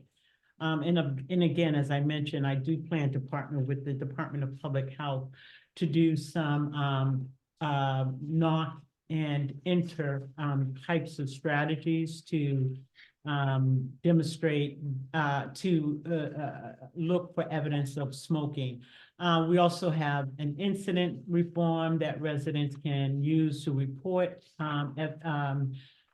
incidents of residents smoking. So there will be a list of procedures of which I will bring before the board for your review in terms of how we go about enforcing the policy. But that was a big change in the policy that he thought we should take out. And then there are other suggestions, of which, again, I will send a copy of this to you tonight, probably when I go home and turn and fire up my computer. no, you can't do that. That's against your goals. This is true. Good point. So does anybody have any comment on the draft that we saw for tonight that we can give to Cheryl so that when we get the red line next time, it has everything in one place? Well, I agree with Jonathan. I thought it was pretty tough and pretty intimidating. Yeah, he did. a Yeah, great- and I just want to say, I think Cheryl's doing her due diligence and looking at every aspect and with respect to the residents that do have that disgusting cigarette habit. Yeah. Yeah. So, there, but for the grace of God, go I. So, fortunately, my father was a heavy smoker and that I did the opposite. Yes, right. I just have one minor comment, Cheryl, which is in the first preamble paragraph, the smoke-free buildings policy applies to every member of the household as well as all visitors. Though this isn't really an issue, I know, but just to be balanced, I would say visitors and NHA staff. Yes. So, Well, it goes mentions without, staff here. well, now, but it's for the health and safety of the staff. But this sentence really says Oh, I see. it has to be followed by everybody. And I Okay. just, it's a very small point, but I just think in the fairness, we're Yeah. trying to say it applies everywhere. It applies in the office, the NHA office. He did, as well. he did note that in Yeah. his red line version. All right, which good. you don't All right. have any problem. No worries. Okay, let's move on then back to the agenda. And were any other walk-on issues or anything, new things that have happened? And, okay. I would say, just in conclusion on the smoke policy, that you'd be glad to hear, I mean, the gazebo part of the smoke policy, that this literally today, we're spending a lot of time figuring out where the smoking gazebos go for the new Linden and Chambers buildings, 25 feet and 1 inch from the door, so because we know that's a real barrier. If you have to take a 10-minute hike somewhere, then it just causes problems. I believe the smoke detectors will be hardwired in the building as well, so they will detect somebody trying to sneak, a puff in the buildings here. So, sort of interesting thing to think about there. Okay, thank you, Cheryl. We're going to go to the Linden Chambers PRI update, D, and I'm going to just do this on an exception basis. See if anybody has any comments and questions as we go through the agenda rather than trying to do it detailed. So, Linden Chambers redevelopment project, there have been many meetings, many public evenings, and we've all probably been at most of them or half of them here. Any comments and questions about what's going on there? Yes, this Yes. is something I meant to address earlier and I procrastinated. I thought you did an extremely effective presentation Monday night to the Democratic Town. No, thank you. Yeah, it was really And good. I concur. Great I- job, Reg. You weren't there. I also discovered. I was your- online. Wait a minute, Janet. Ed was in the middle of a sentence. You probably couldn't hear him there. Go ahead. I also discovered your great sense of humor. Ah, well, otherwise those could be really boring presentations, I imagine, right? So But anyway, a job very well done. thank No, you, sir. everybody, I think, responded very positive. Yeah, and great support, I think, is really more important Mhm. than the kudos and the attaboys, is that I was looking at body language and head nodding and that, and I think, that's one area of strong support. I observe a lot of interest. Yeah, so great. Was that the planning board? No, No. This was the Oh. Democratic Monday night, the Committee. Democratic Town Committee meeting. Oh, You're okay, I'm sorry. The planning board last Wednesday, they're a blur, I tell you, I'm waiting for a little vacation time here, but, last Well, I Wednesday, wanted to bring that meeting up, Reg. go ahead, please. This is the agenda item. Go ahead. Yeah, so if they don't approve the zoning change, is Linden Chambers a no-go? Yes, it is dead. Wow. So they have to approve it. Yeah, but as I said to Denise, Garlic, almost, I got it right there. No, failure is not an option. This comes along once in a generation. It's really hard to get this far. So, we're not, and I can say that we've been working very closely with the planning board, both on the record and with staff. And there's strong support there as well, both on the record and off the record here. So I think the fact actually really happened. It did happen before our last meeting, but the fact after last week that they are still have adopted us and are going to be the co-proponent of the zoning changes at the at town meeting is really huge. Yeah, Especially since the planning board has had several recent projects that they've been promoting that didn't quite go the way they it didn't turn out as well as it should, meaning the Muzzy project and the Avery? the Avery Center. Yeah, the developers changed their minds and pulled out, and it kind of left a bad feeling on the part of the planning board. So, great. I'm gonna Yeah, say, well, because I was thinking, a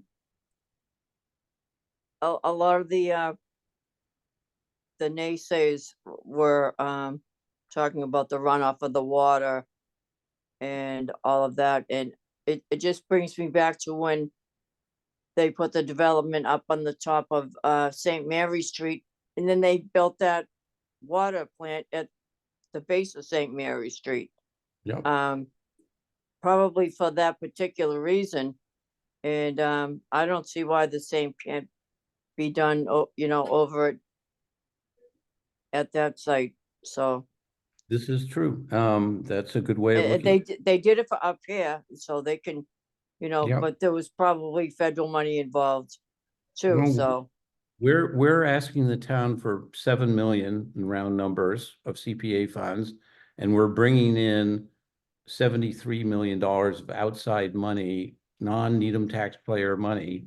So I think we can hold our head high as anybody else in this department if we can pull this thing off. So, Also, at that meeting, the woman from Maple Street in the pink sweater mhm. said that the town established piping to deal with groundwater, and they used pipes that were too small. Yeah, And it seems that's the responsibility of the town. it is the responsibility of the town. And we're hoping the town will step up to it here. So, Well, that's what I'm saying, they did it up here at St. Mary Street. Yep. With the what, MWRA. what we can say, if anybody asks you, and they might, is because it's really upsetting if your basement has been finished basement has flooded and you have $100,000 worth of expenses and no insurance that covers it. What you can say is we are required by code to contain and manage all the stormwater that falls on our property and release it gradually and not overwhelm the town stormwater disposal system.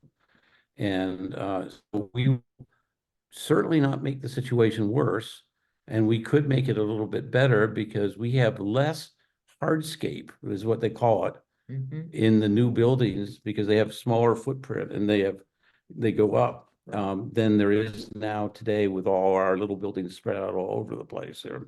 So we're being good neighbors that way. Let's go on to Seabeds and Cook Preservation Modernization Project. There's been 3 more community meetings, resident meetings here to comply with the new federal regulation, and the team has just finished walking through the detailed property condition report update. So we got a detailed one last spring, the initial one, and they've gone through everything. There's some changes and so forth that they found some new things. But we're at the stage where we have a scope, basically. Any questions about what's happening there in the report? Okay, that brings us actually to one of the most important things that we are going to be doing this year. Again, we're doing it second time, agenda item number 3, which is to approve once more of the same document updated that we approved in August, I believe. Out of abundance of caution, there was a new federal change in regulation at the fiscal year that meant that our tenant meetings were out of date that we held last spring and had to be held again, which has been done and documented. And we have our 5 or 6 page memo, which is the same one we had before, with just some updates of what happened. And if we vote, the thing that I'm always amazed about, which I just want to call out again, is if you go to that memo, which is on page 71. Thank you. The table that I would just like to just have it cited in the minutes one more time for this meeting is on page 73 at the bottom. And if we vote in favor of this resolution tonight, Cheryl tomorrow is her top priority with all the obstacles that we've overcome one after another since last spring.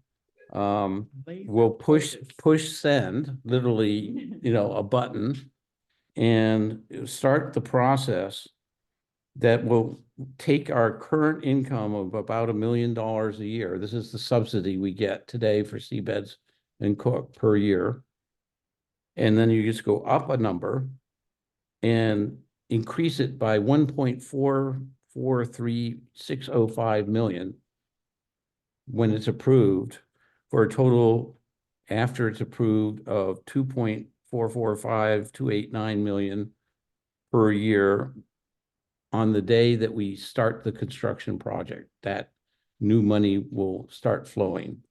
And that is going to fund the budget now coming out of the Seabeds Cook PCR review is $23 million worth of capital repairs for Seabeds and Cook, which will, right now, looks like, Cheryl and I have been walking through this a couple weeks now, just about everything that needs to be done, you know, everything. And it then will throw off another couple million, that last line, that isn't needed, that is vitally needed to make the numbers on the Linden Chambers project work. And that is amazing. So, So you're talking leftovers from our project to? yes, because To save sort of Linden and Chambers. right, because remember, we're getting out of the state housing subsidy business. And they are all transitioning to federal subsidy at Linden and Chambers when we go do that project. And so we're eligible to use the extra surplus money on the Linden and Chambers project once it starts flowing in. Good. Those That's great. Faircloth units that we've learned about, Senator Faircloth. Hey, residents helping residents. Yeah. Well, and the thing is exactly that. We have a shortage of senior housing in Needham. So whether they live up here at Seabeds or they live down and, people coming off the waiting list at Linden Chambers, it's still a 1-bedroom unit. They're pretty much identical in size to the Seabeds units. 575 square feet, 1 bedroom. So any comments or questions on this before? No, it just really looks wonderful. It does. Yeah, it's a great thing. It's a great thing. So I'm going to make a motion, but for the interest of time, stipulate that the motion is identical in the wording on the bottom of page 76 here for the minutes here, to approve, I'm going to paraphrase, we're certifying our approval for the NHA executive director to submit an application to HUD to convert all 76 existing federally assisted public housing units here at Seabeds and Cook to project-based voucher housing utilizing HUD's rental assistant demonstration section 818 blend program, pursuing to this memorandum that we were just talking about here, dated December 8th, 2023. And under this proposed RAD section 18 blend, 20% or 16 of the Seabeds Way and Robert Cook unit will be converted to RAD section 8, while the remaining 80% would be converted to the section 8 TPVs. And that's what then frees up the 60 Faircloth units that then can be used over at Linden and Chambers. Transferred I will over there. second that motion. Seconded by our tenant commissioner. Hearing no further discussion, I will call the roll. Reg Foster says, hell yes.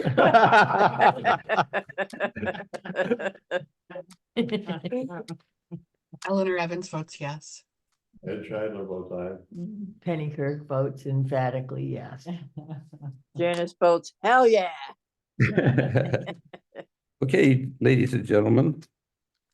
Ready, time to adjourn and go home? No, not quite. Yeah, all right. All right, moving on. Development partner negotiation has been busy for Cheryl and me and the steering committee. And I'm just going to, there's nothing to discuss or details to report. But I just want to give you, everybody, a sense of what we've been up to since the last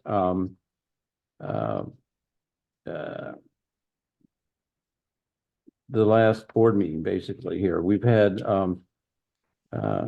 3 meetings, face to face or Zoom meetings with between the 2 teams. And there's been a separate lawyers meeting tracking down and resolving technical legal questions. We have identified 34 major decision terms and term sheet and talked them through and gotten the appreciation of each side's point of view. Looked for showstoppers. We have identified the really big issues on both sides. They're not issues, but they're big negotiation points, I think is probably a better word. In the last debrief that Cheryl and I had with Teresa Santa Lucia, our special counsel, after reviewing where we were, we felt comfortable that we understood what they were looking for and they understood what we were looking for, and there was enough detail and overlap in our understanding of where we needed to wind up that we could proceed to actually drafting the documents as opposed to Okay, so we're not actually talking to Cambridge Housing yet. No, we are. This is all these are meetings with Cambridge Housing. Okay. Yeah, so we had 1, 2, 3, 4. We've had 4 meetings with Cambridge Housing of 2 hours each of negotiating. Plus, there was a 5th one with the lawyers got together to resolve, technical legal drafting issues. And then at our last debrief that Cheryl and I did, which was on the 7th, we felt comfortable that we thought we should move to the next stage, which is actually coming up with dozens and dozens of actual agreement pages. And that's what we proposed last Friday. The Cambridge Housing Authority is thinking that all over. And that's where things stand right now. So at the moment, we haven't hit any serious roadblocks. We've hit any roadblocks that are preventing going forward. We've hit some bigger differences of opinions, but I think we've found a way around them. Okay. But we haven't had confirmation from them that they feel that they're ready to proceed to drafting yet. And then, and we did meet with the steering committee, consisting of Eleanor and Jonathan Driscoll. Was it this week? My God, it was this week. So it was earlier this week, and we shared in more detail where things were, and they concurred that we should forward. And then I'm going to ask Eleanor or Cheryl if there's anything else they want to add by way of an update here. No. I just want to add that I think I'm pleasantly pleased at the what's the word that I want to use? I feel that Cambridge will work with us in negotiation with our staff and what we do going forward. It feels like it's going very well. I really like Teresa Santa Lucia, fine and Horing. Great, brilliant company, brilliant person. I thought that was a very good question by you, and to say if there's any roadblocks or anything that has happened along the way. To be honest with you, I was a little anxious about the whole process, but it's going along very well, and it's very collegial, and Cambridge, it's not, it's a very good process. Good. Yeah. Good. Glad to hear that. Yeah. But just to be, that's great. And that's after spending probably lot of 12 hours A lot of time. with Teresa Santalucia and in this She's process. amazing, quite amazing. But I will, having been through these sorts of things, something can come up and go wrong, and we may be coming back to you in a week saying, no, we did stumble across a big showstopper. Or and we'll see. However, we're pretty much sort of getting closer to the Christmas break, and our feeling is that coming out of the Christmas break, we might be receiving these actual documents and so forth. I think everybody will remember that when we first did the RFP for Teresa, and we anticipated months ago that if we got to the point of needing, of actually having these complicated relationship, that we would need some more board training. And so we had that as part of the scope of Teresa's engagement letter. And to that end, we're recommending that we actually book a training session after the new year with the board, similar to the 5 or 6 or 7 training sessions we've done before with the Cambridge Housing Authority. Only this time they will not be attending because they're on the other side of the table. And the point of this would be to do Developer Agreement 101. What is it that we're agreeing to in theory? Why does this particular organization structure being used in this governance? Why don't we have any power here? What kind of things are going to be changing on a go forward basis in terms of how our properties, how our tenants are managed? What is the role of the board, our board, and Cheryl and her staff, and going forward, and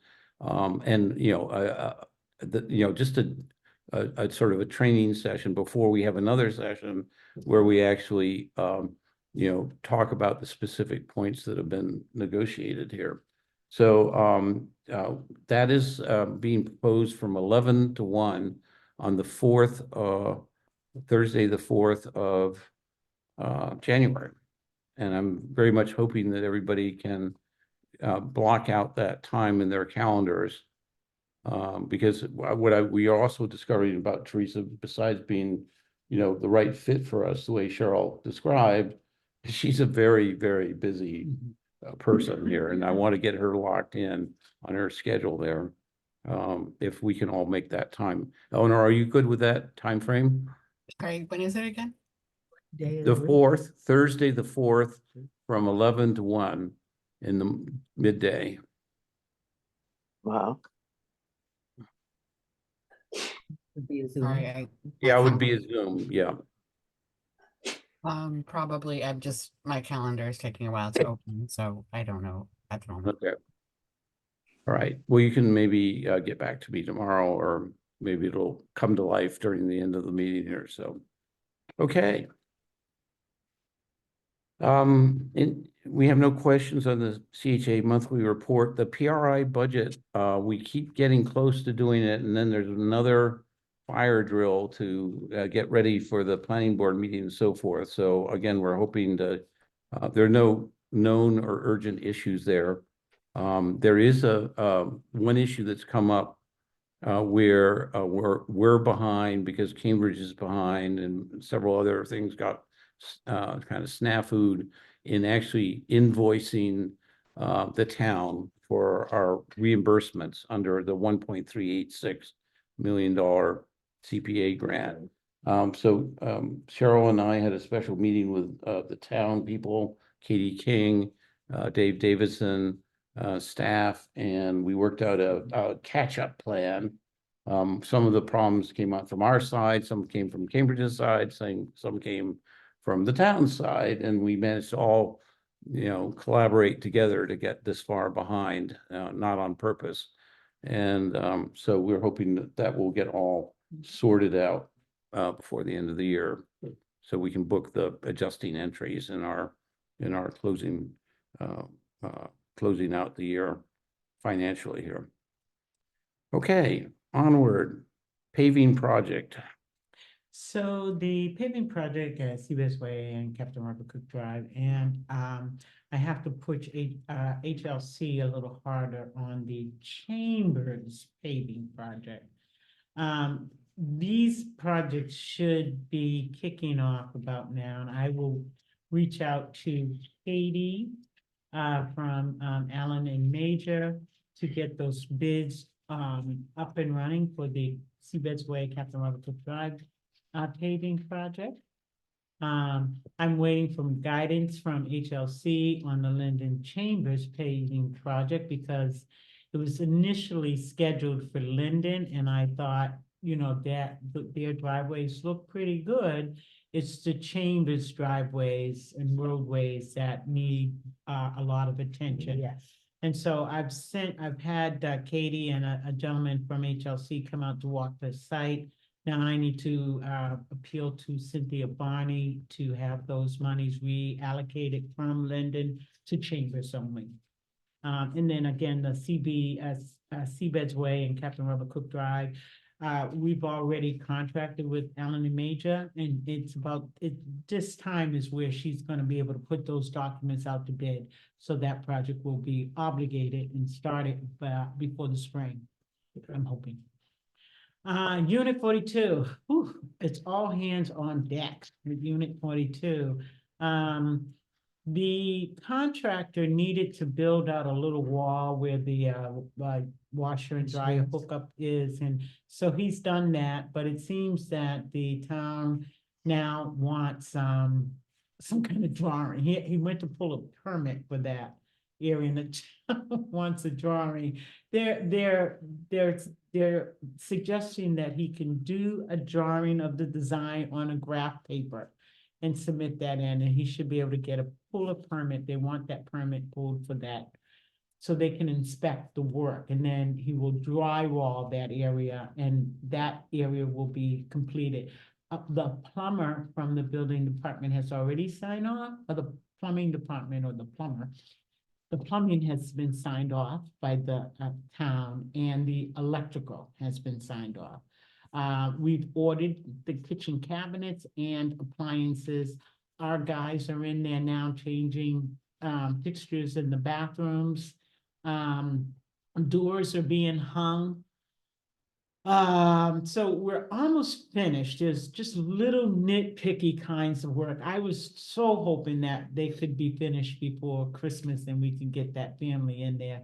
But we're actually going to, the federal housing manager and I are going to sit down and look at who was initially on the waiting list for that space. So then we will then notify that family that they could potentially be moving in January 1st. That's a hope for 42. It's coming along really nice. It looks like the unit. It looks like a home for someone. So they've done a great deal of work. Our staff is in there, the carpenter is in there, the plumber is in there, and the electrician is in there. So we're really moving along with that. Cook's after. Before we get there, I just want to make two comments, just on what you were saying. Just note, it's our first new unit since 2009. Wow, Think about that. that's a good point. And not the last, hopefully. Secondly, I want to go back to the paving project. One point I Yes. had wanted to say here. Having gone through the review and update of the property condition reports that I mentioned earlier, one of the things that's come out of it is there doesn't appear to be any reason to be digging up the existing paving, putting in new larger water service, or, you know, something that would, you know, make it not practical, not, you know, would make it not good to repave things in the spring and then dig it up a few months later. Right. That appears to be what's coming out of it here. And we're just doing one final confirmation of that, because that's something that otherwise, you know, we were always worried about getting in the way of moving forward here. So, and so that's being looked at, and we don't want it to jeopardize our repositioning financing plan either. So, all right, then I just want, so That's great. on to Cook's Bridge after school Great. program. Bridge after school program continues at a good clip. We have 4 tutors and 3 students that attend the program on a regular basis. The program manager, Sue Young, reports every week to me. She gives me handwritten notes. We meet with her weekly, every Tuesday. Margarita has been actually holding down that fort. We have been contacted by, Sandy Robinson. Sandy Robinson from the Community Council. She's reached out to me, left a message on voicemail that, they would like to help the program with big ticket items. So she wants me to give her sort of a schedule of big ticket items that she can help us with. Maybe in the area of transportation for field trips, we'd like to take the students to the science center. And some additional program from the pottery person, Heather Simmons, I think is her name. She did a great pottery program and we'd like to bring her back and do that pottery program perhaps in the spring or other arts program for the children. We would like to partner with the John Elliott School and bring Mr. David Polanski to do a program for the K-3 students at the Elliott Performance Center. So we've been talking about some suggestions on how to write up a proposal for some of these planned activities. We'll flesh it out with Sue and I and Lori, and then submit a proposal to Sandy. The other thing that I would like to do in that space is offer programming for middle school and high school students, one-on-one tutoring for high school and or middle school students, SAT prep, financial aid workshops, to be a specialized center for those students that want that kind of support, that need it. They may be struggling, they know they're going to college, but one particular course might be giving them a hard time. And so we want to be able to provide some academic support on a one-to-one basis for students. We're working with the Needham Steps Up in terms of identifying that need. Elena Choi, our FSS coordinator, has been working with EDCO, and they want to do some programming in that space as well for adults, in terms of, going back to school and supporting adults that way. We like to do that with the teenage population or the high school population, but we're planning that out as well. Quick question. Mhm. Is some of that a duplication of what the high school already provides? Not to our children. It's so much better. When I started the after-school program, when I started You're talking about the, our kids? right, Oh, not- okay. I yeah, misunderstood you. Okay. yeah, it's just so much easier for them to have that one-on-one specifically tutoring in the neighborhood.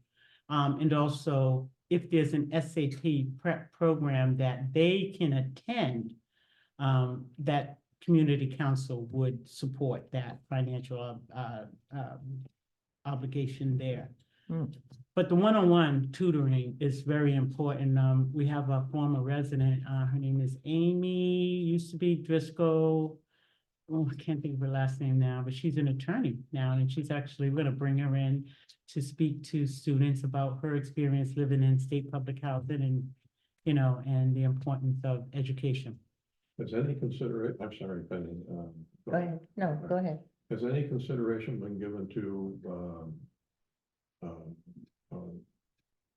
a program to help people get their GED? That's what Elena is working on, and she's working with EDCO on that to bring that program in either here at Seabed's Way or Captain Robert G. Drive or Linden Chambers for the High Rock residents. Yeah, Okay. yeah, that's a big one. And we're looking at English as a second language program as well. Okay. Yeah, yeah.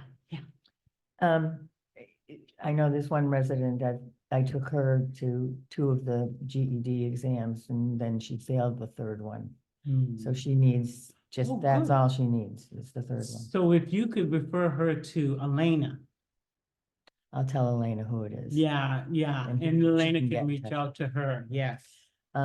And also, would you be using the community room at 28 for some of these kids? Well, not, the dedicated program is for the Cooks After School program during the time period of 3:30 to 5. But the students may be able to come in an hour before the after-school program Mhm. starts, if they're doing the one-on-one. Not, I'm just really looking at a space for one-on-one kind of tutoring. Yeah, Um, well, there are those separate rooms. yeah, and they could do that. So I wouldn't you bring need in a some- lot of kids at that time for other kinds of Yeah, programming. I think that there's at least one room, the one that used to be my office, it used to be Gary's office. Inside the need- homework hub? Yes, you Yeah. need a table in there. No, we'd keep that in the conference side of the conference of the homework program. We wouldn't bring them into where the younger kids are. Oh, well, Yeah. that was my question. Yeah, yeah. Okay, and We'd then, keep that separate. Beacon Academy, Hmm. I I think that there needs to be some sort of initiative to let parents know if Oh, they have right. an eighth grader who'd be willing to Yeah. repeat the eighth grade, they can get scholarships too. Right, we should talk about that. There's 'Cause only one person left now who, that went to Beacon. finishing up. Right, I'm not even sure. No, that's wrong. Linda's twins, Yeah. are in private school now.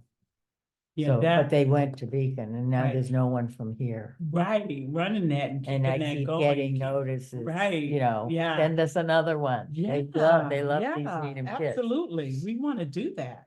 Yeah. Yeah, I think it would probably be a good idea, maybe for you and Elena and I to talk about that, because you're right. I mean, I just have so many things going on and so many things that those Yeah, I know. kinds of great opportunities Yeah. that children need, we need to keep that going. It's not happening. It's just a huge Yeah. opportunity. Yeah. I forgot, I really forgot all about that, but yeah, you changed the lives of those students, that was always my thing, education, break the cycle of poverty, and that happens for these kids who have participated in those programs their Yeah. whole lives. They've Have all changed. gone to college. And we don't want to let that go, so we have But- to keep that conversation going. Absolutely, have to keep that. Don't let that get off my radar screen, Penny, because everything comes at me at breakneck speed, and I don't want I to know. forget that. I know. We're Yeah. here for you, Cheryl, so, Yeah, just, Right. we want, Anything you can offload, you it's can't- fine. yeah, that was a great program. I mean, this young man, he's been to China, one of those, Linda He's the one, he Garcia's. went to Belmont Hill on scholarship. Belmont, yeah, And they scholarship. sent him to China for Yeah. a year. I'm looking at the clock, Okay, inching sorry. towards 10 I- o'clock I here. make a Sorry. motion as soon Yeah. as you're finished with yours. I'm all set, I'm sorry. Okay, We just lost a commissioner, I think, to the restroom here, so, well, he helped me write this, so he knows what it. well, but I think he needs participation in the discussion. We're just taking a short break to the audience here. Will be less than 5 minutes, probably.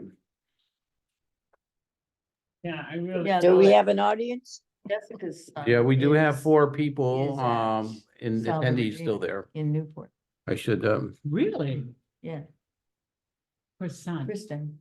I don't Christian. know her children, but she only has one boy, right? I thought he was Yes. in college. Is that the one that's in college? He's in college, Salva But- Regina in Newport, Rhode Island, Okay. freshman.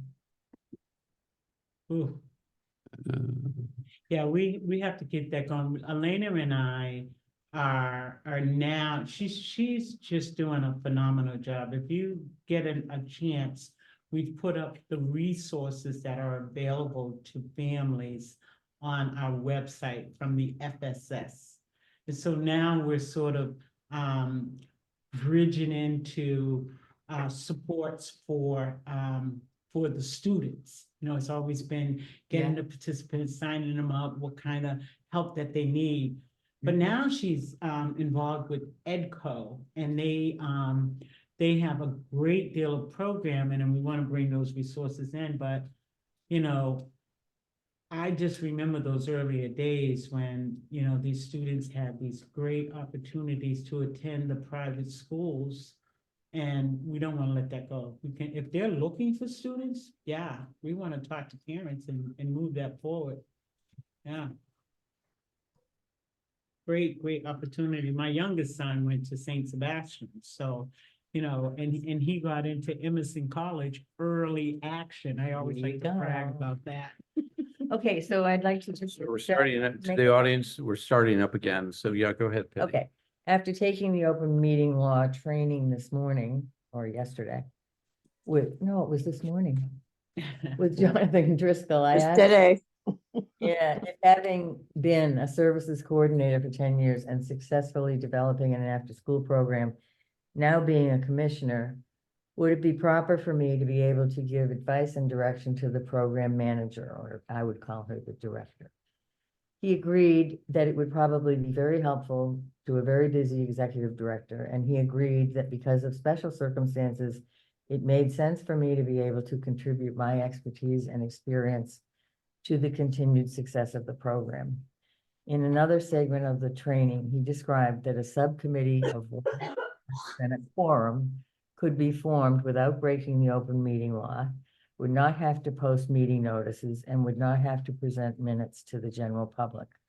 With that information from Jonathan, I move that the NHA Board of Commissioners authorize a subcommittee of two, Janice Bennett and Penny Kirk, for the purpose of providing guidance and expertise to the after-school program director and keeping the NHA executive director informed of any activity conducted in that regard. Do I have a second?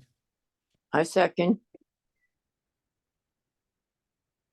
Okay,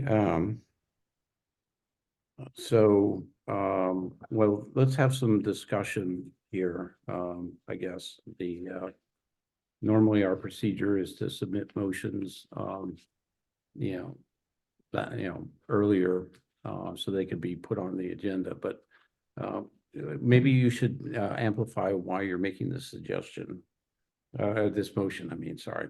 Well, It is a suggestion, I guess, because too, the yeah. director would very much appreciate having the support system of having a subcommittee as a background. We've talked about a committee several times, and it hasn't ever come to fruition. In fact, we had the startup committee, which was dissolved by Steve Merritt, but this director would very much appreciate having a support system like this. Are you talking about the executive director? No, the director of the program. Program manager of the program. What does the executive director think of this? She's the boss of this person here. I just Well, want to interject for 1 second right here, Yeah. because after Steve Merritt left the Needham Housing Authority, there was in place a Friends of the After School Program committee, which I consider a subcommittee, so, which was never really dissolved, but just Steve Merritt was not susceptible to the findings of the committee. Well, And his person that he hired as the resident service director was not really committed, in my own opinion, was not committed to the after school program as much as the committee. So I appreciate your carefully wording that, Janice, and of course that may have happened in the past, but do you have something to add to what Penny's proposing for today and on a go forward basis? Oh, most definitely going forward. Because just the fact that we had a great running program for 10 years. And just because COVID intercepted, and maybe we may have had a director that wasn't really all that accomplished, we don't want to let that or those things get in the way of bringing back the program that we once had, that the Governor Baker gave us kudos for. Yeah, we Just- want to bring that back, Reg. Just to be clear, you're not talking about the executive director. When you said a director, you mean the program manager, right? No, I'm talking about the last executive director. No, I'm saying, I asked you if you had comments about Penny's proposal or motion to go on a go forward basis. And I thought you were saying that, something about that, but maybe you could just clarify again what you were saying. Okay, what I'm saying is, I second Penny's motion. And I thought you had something further to add to what Penny just said, why it was a good Yeah, I idea. had to add that we've had a bad couple of years after COVID and a lousy executive director who didn't really care too much about the program. She just wanted Okay. to take the whole program and throw it out and take the whole unit away from the program. Which- But you're not saying we have a lousy executive director today. I just want to make sure that. No. So Come why on, Reg, you know what I'm saying. No, I so, don't want to spell it out for you. All right, I will. Angie sucked. no, oh, come on, no, hey, And no. she tried to Janice, get rid of the Janice, program that I please, have please take established, that. and she tried to take Janice, the whole unit away. Janice. You asked, Reg, so I'm telling No, I you. didn't ask. Please, Janice, do not say things about past employees like that. It will get us into trouble.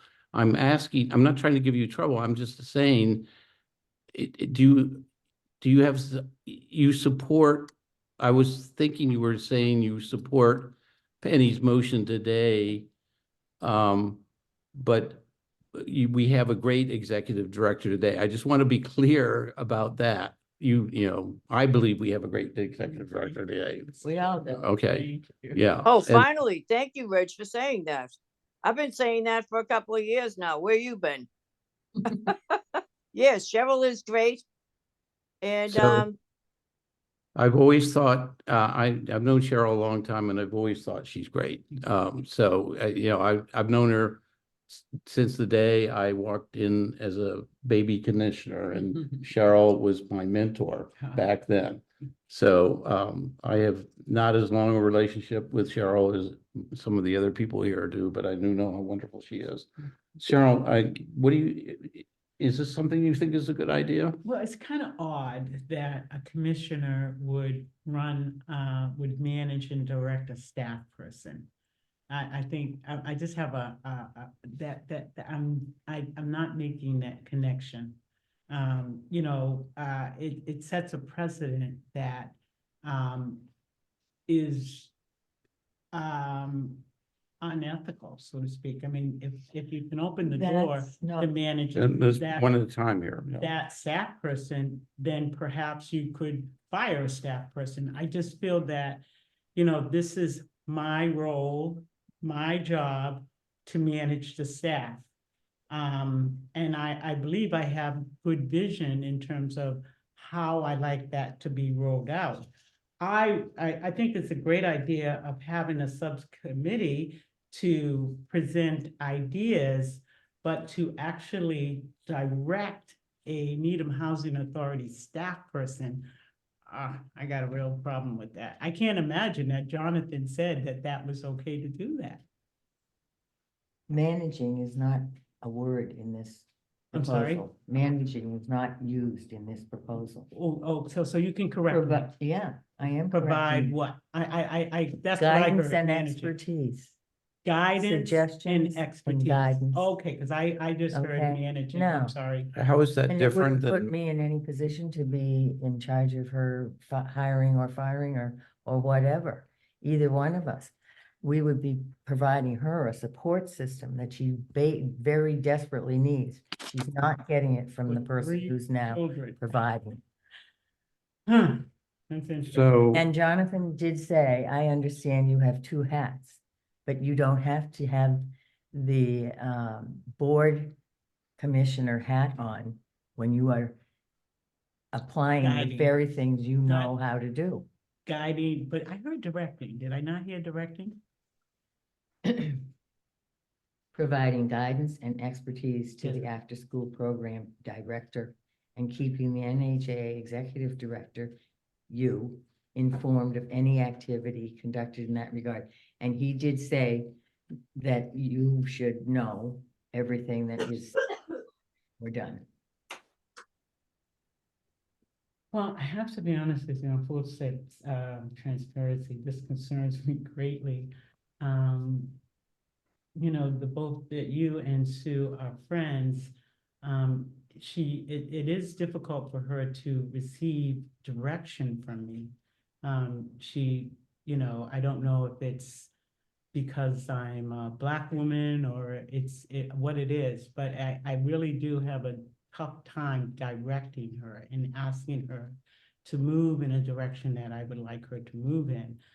So I'm a little worried that because you're friends, let me, that, you know, it's more of a, let me suggest know, that it we just- don't it want to just get in a seems- public meeting to get into maybe Staffing where, issues. where we're, yeah, staffing you know, issues, with correct. I those apologize are, for you know, let me ask,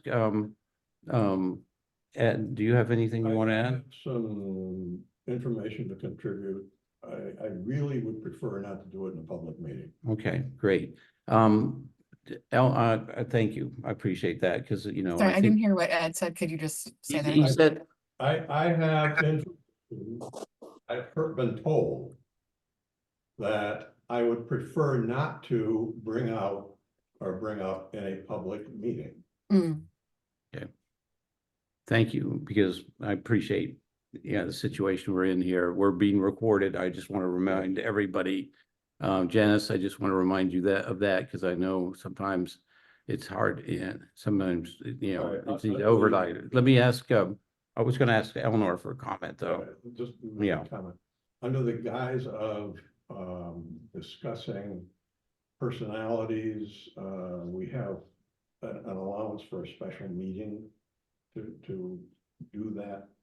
There are, you can have an executive meeting for 10, for 10 specific exception purposes, but we're not in the executive session right now, and you have to, yeah. My question is, wasn't discussing performance or personnel one of the exceptions that allowed for an executive? It depends on the context and circumstances, and So, and just um, on that point, the exception is to discuss the reputation, character, physical condition, or mental health rather than professional competence of the individual. And the individual to be discussed in the executive session must be notified in writing at least 48 hours before it. Anyway. Thank you. it can bring a representative. So, but I was going to ask you to, thank you, that was helpful.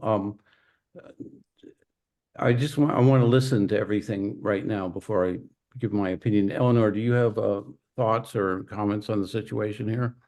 Well, I mean, I think a committee, The proposal, yeah. I think a committee could be a good idea, but I think, you know, as we, sort of, as we talked about when we had our trainings or whatever they were with John Wortman, the mediator / trainer that Denise Garlick had funded, you know, we came up with that list of roles of different, you know, the chair, the commissioners, the ED, etc. And so, you know, the ED on the ED's role is hire, fire, and oversee staff and day-to-day operations. And, you know, that's not in the role of commissioners. If people were serving on the committee as volunteers, I mean, any volunteer would need to follow the sort of chain of command in terms of reporting to the executive director. So I think it would be appropriate to have a committee that makes recommendations to the executive director and meets perhaps with the, you know, executive director, and at the executive director's discussion with discretion with other staff members. But it's, you know, generally you know, I wouldn't see the committee as advising the program manager or whatever that person's title is. Should follow the kind of chain of command where the executive director is responsible for staff and day-to-day operations. Thank you, Eleanor. Comment. Yeah, The information that I would share could prove to be very embarrassing for one or two people. And we're talking around a problem and we're not making any recommendations on how to solve the problem. We're only putting up roadblocks to an attempt to try to solve the problem. And I don't want to embarrass anybody, and that's why I don't want to reveal it's in a public discussion. but have you shared that information with our executive director? Yes, I have. Okay. Because I don't see any problem. You probably, it wasn't clear if you did to share it. Well, we what said, the Penny and I problem sat is. down with you and discussed a problem and made some proposals that you rejected. I don't see the problem. You know, and All right, do you want me to don't bring see- it out? Yeah, bring it. Okay. out. Yeah. Under Lori's tutelage and your super oversight, there has been absolutely I'm sorry, zero. I'm not comfortable having a personnel discussion. I okay. would, let me, All right. let me just, The fun let thing me is- just interrupt Can I say- everybody. Let me interrupt everybody right now, okay? I don't want to go any further on this discussion right now. Discussing, doing personnel evaluations of our employees in public. I'm sorry if you're I upset understand. about this. I'm sorry if you're upset at this, but for the good of the housing authority, I think your original point was good. And so That's why let's, I wanted let's- a private executive meeting. so let's talk about how we can have a better communication, okay? But not in a public meeting, okay? That's what I asked for. All right. The other thing I would want to basically use my whatever powers I have as chair is to say a couple of years ago we worked out some procedures, especially when there's a new topic being brought up that isn't expected. I'm going to just do this by memory, but it was something along the line. If it was a complex motion, you know, or you started,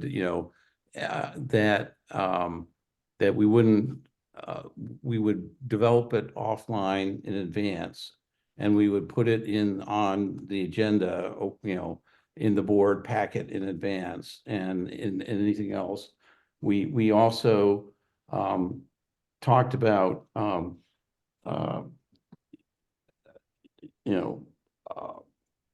helping, basically we've always talked about not doing, we have to do a personnel evaluation of the executive director, which I want to talk about in a minute, in public, but it's again, I believe it's not legal to do that, where I detected the conversation might be going when I interrupted here.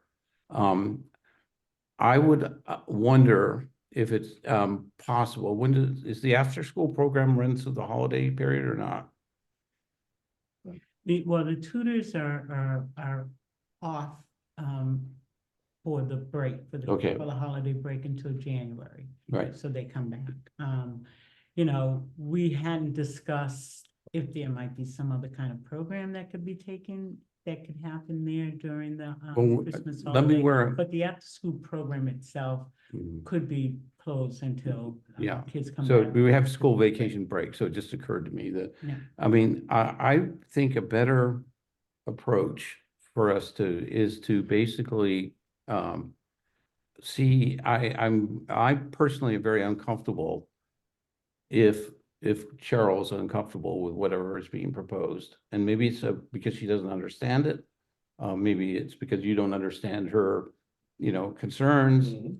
But I think it would be much healthier if, I don't see a huge sense of urgency that would prevent us from using the time between now and the next board meeting, which is early one, the second Tuesday. So it's the 11th of January here. Second Thursday or Second. Tuesday? You said. second Thursday, yeah, it's, January 11th. 2 and 4 is the 11th, yes, okay, so, and it would be much, better,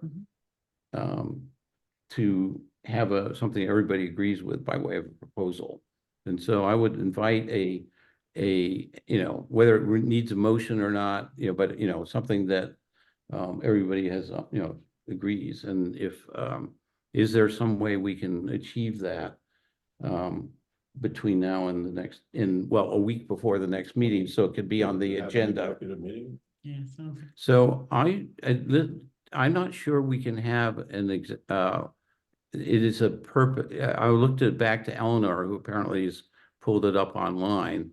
And it's the best we can get for an opinion tonight. But Eleanor, is this a topic? Is what we've been talking about a topic that would fall under one of the 10 exceptions for an executive session? I mean, in terms of talking about specific staff issues where we were trying not to go just now, in a public meeting, I mean, I don't think so, because it says, well, first of all, the individuals would need to be involved if we were to discuss that all as with a quorum.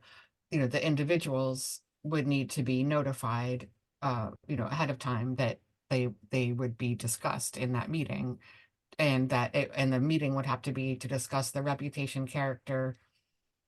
I'm going to just read the relevant words, but reputation and character of individuals rather than professional competence. Or to discuss the discipline or dismissal of or complaints or charges brought against the individual. And like I said, they'd have to be notified. And so it says,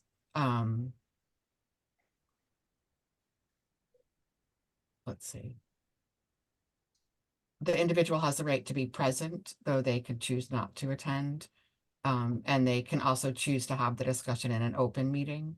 And that choice would take precedence over the right of the public body to go into executive session. So translated into plain English at 10:15 at night here, what are you saying? Well, so I'm saying that if the purpose of the meeting was to discuss, to discuss a particular staff person's professional competence, or wait, sorry, to just, That's not, and then I'm sorry, I'm I'm putting getting a you on little the tired of spot. myself here. Yeah, It's not.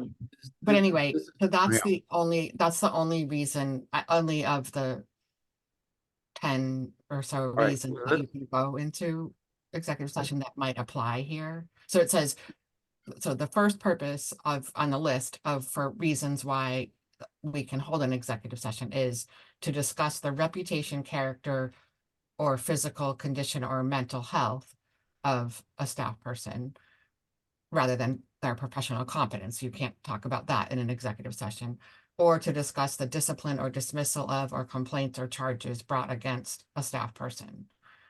You can do that, but you can't discuss their professional competence. And if I remember though, the staff person and that person's representative would have a chance, a right be to present. attend present. So I'm just gonna say that doesn't sound like a good avenue for us, and subject to, not winging it tonight here. Do you have any thoughts on how we might proceed at all, Eleanor, that I'm not thinking of right this second here? Are there any suggestions? Or while you think about that, I'm gonna look at Cheryl and Ed and Penny, and you guys have known each other a very long time.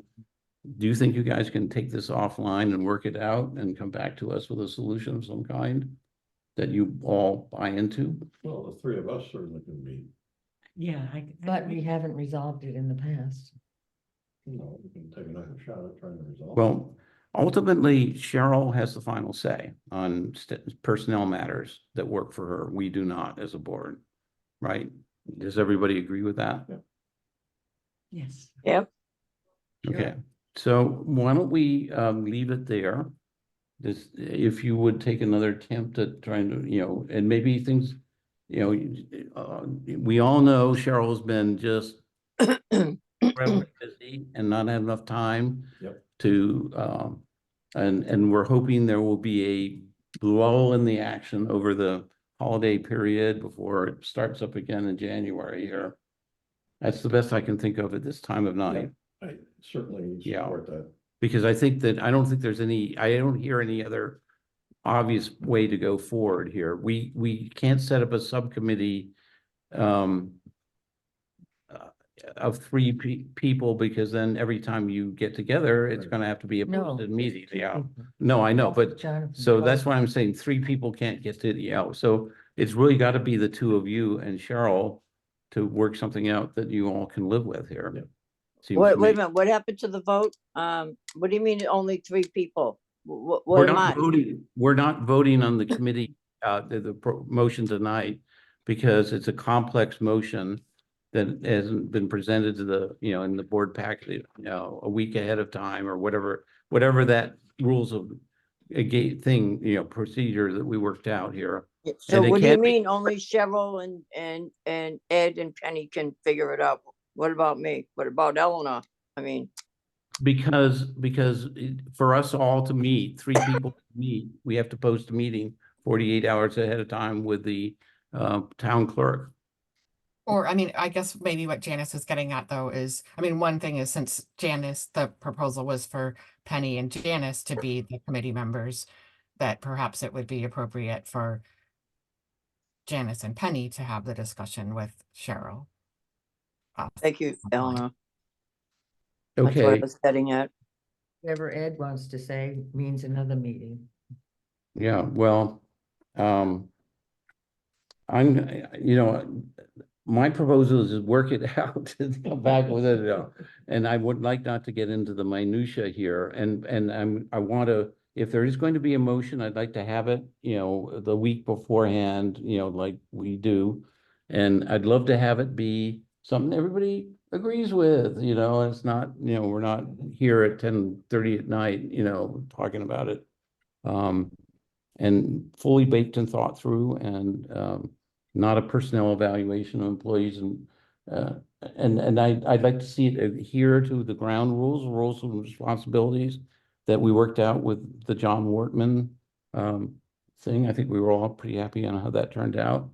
And I'd like to take 2 minutes to move on to the next agenda item, just to set the table and then see if we can all drive home without having a car crash.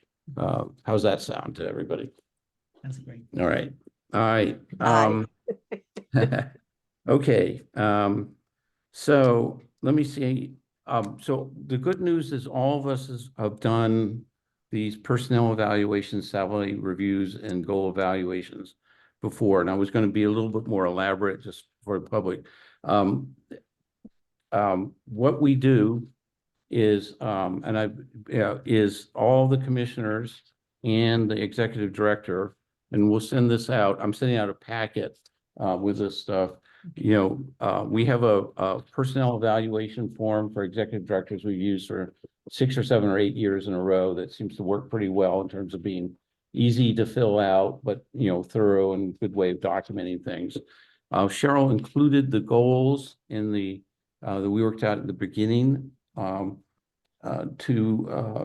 the board packet, so that there's a place where you can do evaluation of those goals. Cheryl's contract runs from April 1st-ish to December 31st, 2024. So it was a 21-month contract for DHCD rules for first-time executive directors. And our procedure has been to divide it in half, so she gets some constructive feedback approximately halfway through, and can do any mid-course corrections and receive any atta girls during that time. And we will schedule that for our meeting on the 11th. Okay. And the other thing just to note is I will put together the usual packet of information that will include not only the form, but Cheryl's contract in case, signed by DXCD. And information on, and in the contract, one of the things we negotiated is that she's eligible for up to a 5% raise at the end of the year, absolute 5%. Yeah, effective January 1st, 2024. Right. So if we're meeting on the 11th, whatever decision we make would be retroactive to the first. I will also send out the updated, we just got the new executive director salary guide, worksheet thing that we've seen before. And so I ran the numbers to see what would change between last spring and now. And it's only, the maximum went up only about 1.6%. So it's still in the just over $100,000 range here. Question, doesn't Cheryl have to go through that, through the end of 2024 before we can max her out? So no. Because she started at a lower level. So I was going, good question, excellent question. And my judgment is that we can make any decision we want, but we can do the 5%. We can say, hey, it's not 5%, maybe it's 10%, but not all the way up to the max. Or we could go further, based on the performance evaluation and the goal review. Well, I think the poor lady is. Let's not discuss it tonight. No, I just. But I want everybody to have this in your brain. That's why I wanted to discuss it tonight, so you can think about it. Maximize whatever we can do. Well, and that's not tonight's discussion, that's next, but I wanted, you would have, when you started to think about it, you would have this question. And I wanted to get this information out while we can all in public meeting, because we can't talk amongst ourselves about this sort of thing, not in public meeting. I'm sorry to delay this. I just have one question. So I'm confused about the thing you said about HLC and the 1% or whatever. I'm kind of confused. So I'll just use it in round numbers because I didn't bring it with me tonight, but if it's last year's worksheet said the maximum you could pay to an executive director of the Needham Housing Authority managing this number of units with all the different things is 100,000. Okay. This year's worksheet, due to inflation, the one you use for 24 going forward, says you can pay $101,600. So it went up 1.6% for inflation year over year. So if she was already at the max last year, it would only allow for a 1.6% increase. But she's not at the max. She's at 91,000 now, so she's well under the 100,000. Okay, that's what I was confused about. And so to finish answering Ed's excellent question, which is why I wanted to talk about it before next meeting, it is in our discretion to recommend anything up to that maximum. As I understand it, and I've done this for about 10 or 15 years now, as long as, one big caveat, it's in the budget for 2024. And you might have recollect that last week, we approved a budget with the maximum amount it could be for the executive director's salary, and that's been submitted to DHD. I was using that for round numbers. I didn't want to get into real numbers, but it was only 1.6% more than what it would have been last year. So. And also just one question on we'll see it when you send us the contract. So I'm going to send, go ahead. But in the contract, I remember we had some discussion about saying like Cheryl would be eligible for a raise of up to X%. And that was where we said, was it 5%? That's in 5%, but it's within the discretion, as I understand it, of the board to amend the contract. So, if we need to, so it wasn't a maximum ceiling thing. It was it was more of a COLA provision for Cheryl. So she knew that at least it was on the table for consideration. Got it. Okay. So, that's where we are at. And look for the packet sometime this weekend. And I'm also, if you remember, I'll gather some inflation statistics, CPI year-over-year statistics, and, nationally and also for the area we're in now. So that we'll have all the information. And then one last piece of information that we set forth to do in the spring, that has been on the agenda, ready to be folded in, is we did hired a consultant and did a salary survey, not just for the executive director, but for other key positions. If you remember, we lost Gary, for example. And Cheryl and I in this lull, we have all the data from the consultant. It's just one more thing for us to do. But we'll also send that information out, because a very relevant thing, in fairness to any executive director, not just Cheryl, is, for the degree of responsibility you have and and what you oversee and manage, what are we paying? What is sort of a standard, average wages for, salaries for comparable positions of comparable responsibility. So we'll have that information as an input for next month's meeting here. So, end of summary. Motion to adjourn. No.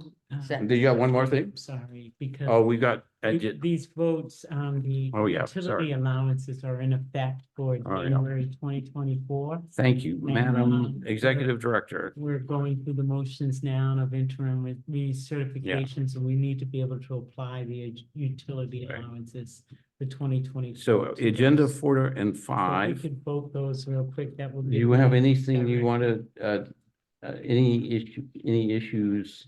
No, I did seek out a contractor for the Section 8 utility allowances, and he factored those in for us.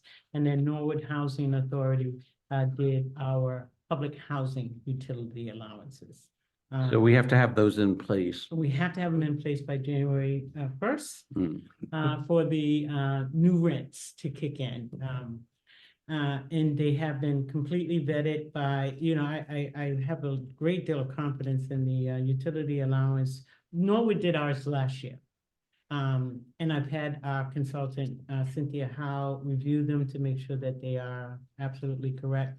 We now will then give our housing manager guidance to move forward to complete his recertifications, factoring the utility allowance for 2024. Okay. Just a question. Sure. Considering that the state regulates us so tightly, Mm. I'm surprised that we're voting on utility allowances. Right. Is there a So reason? it's for the Section 8 program, which is a Yeah. federal program, Okay. and then the public housing for Captain Robert Cook Drive and High Rock Estates. Okay. I It's the clarified federal that. side, so then they don't. I apologize. It's not Okay. for the state program. It's just for the Alright. federal program, and I didn't differentiate that adoption of those utility allowances. Are there any other Section questions? 8 and public housing. Okay. Any other questions for anybody? So I'm going to ask for a motion to approve the Section 8 utility allowances. Do I have a I motion? would second. Who made the motion? I Oh, I'm made. sorry. I thought you were. All right, I make the motion to approve it. Okay, seconded by Ed. Hearing no further discussion, I will call the roll vote. Reg Foster says aye. Eleanor Evans says aye. It kind of Bless says that. you. Penny Kirk says aye. Janice Bennett, both sides. And that carries 5-0. And then I make a motion to review, to approve the federal public housing utility allowance as contained in your board packet. Do I have a section? The second? I'll second. Second by Mr. Scheidler, our treasurer. All those in favor, I will call the roll, if I could talk anymore. Reg Foster says aye. Eleanor Evans votes aye. It kind of votes aye. Penny Kirk, aye. Janice Bennett, both sides. Okay, and I will just note, since I was skipping over things, that the contract for accounting services did not make it into the packet by, oversight, and so we'll just put it on the agenda for next month. It's not And the urgent. draft rate regulation. And Oh, the, it's just. it's a draft rent collection policy is, I think everybody looked at it here, so we'll talk about it and improve it next month. Now may I have a motion to adjourn? Second, All right, I guess I made it and seconded by Janet, Dennis. Reg Foster votes aye. Eleanor Evans votes aye. What's that? Penny Kirk, aye. Janice Bennett, aye. All right, that was a long one. All Merry right. Christmas, Happy Merry New Christmas, Year. everybody. Yeah. Yes, happy holidays. See you next year. Good night. Bye-bye. Good night, you guys. Good night. Oh. Good night.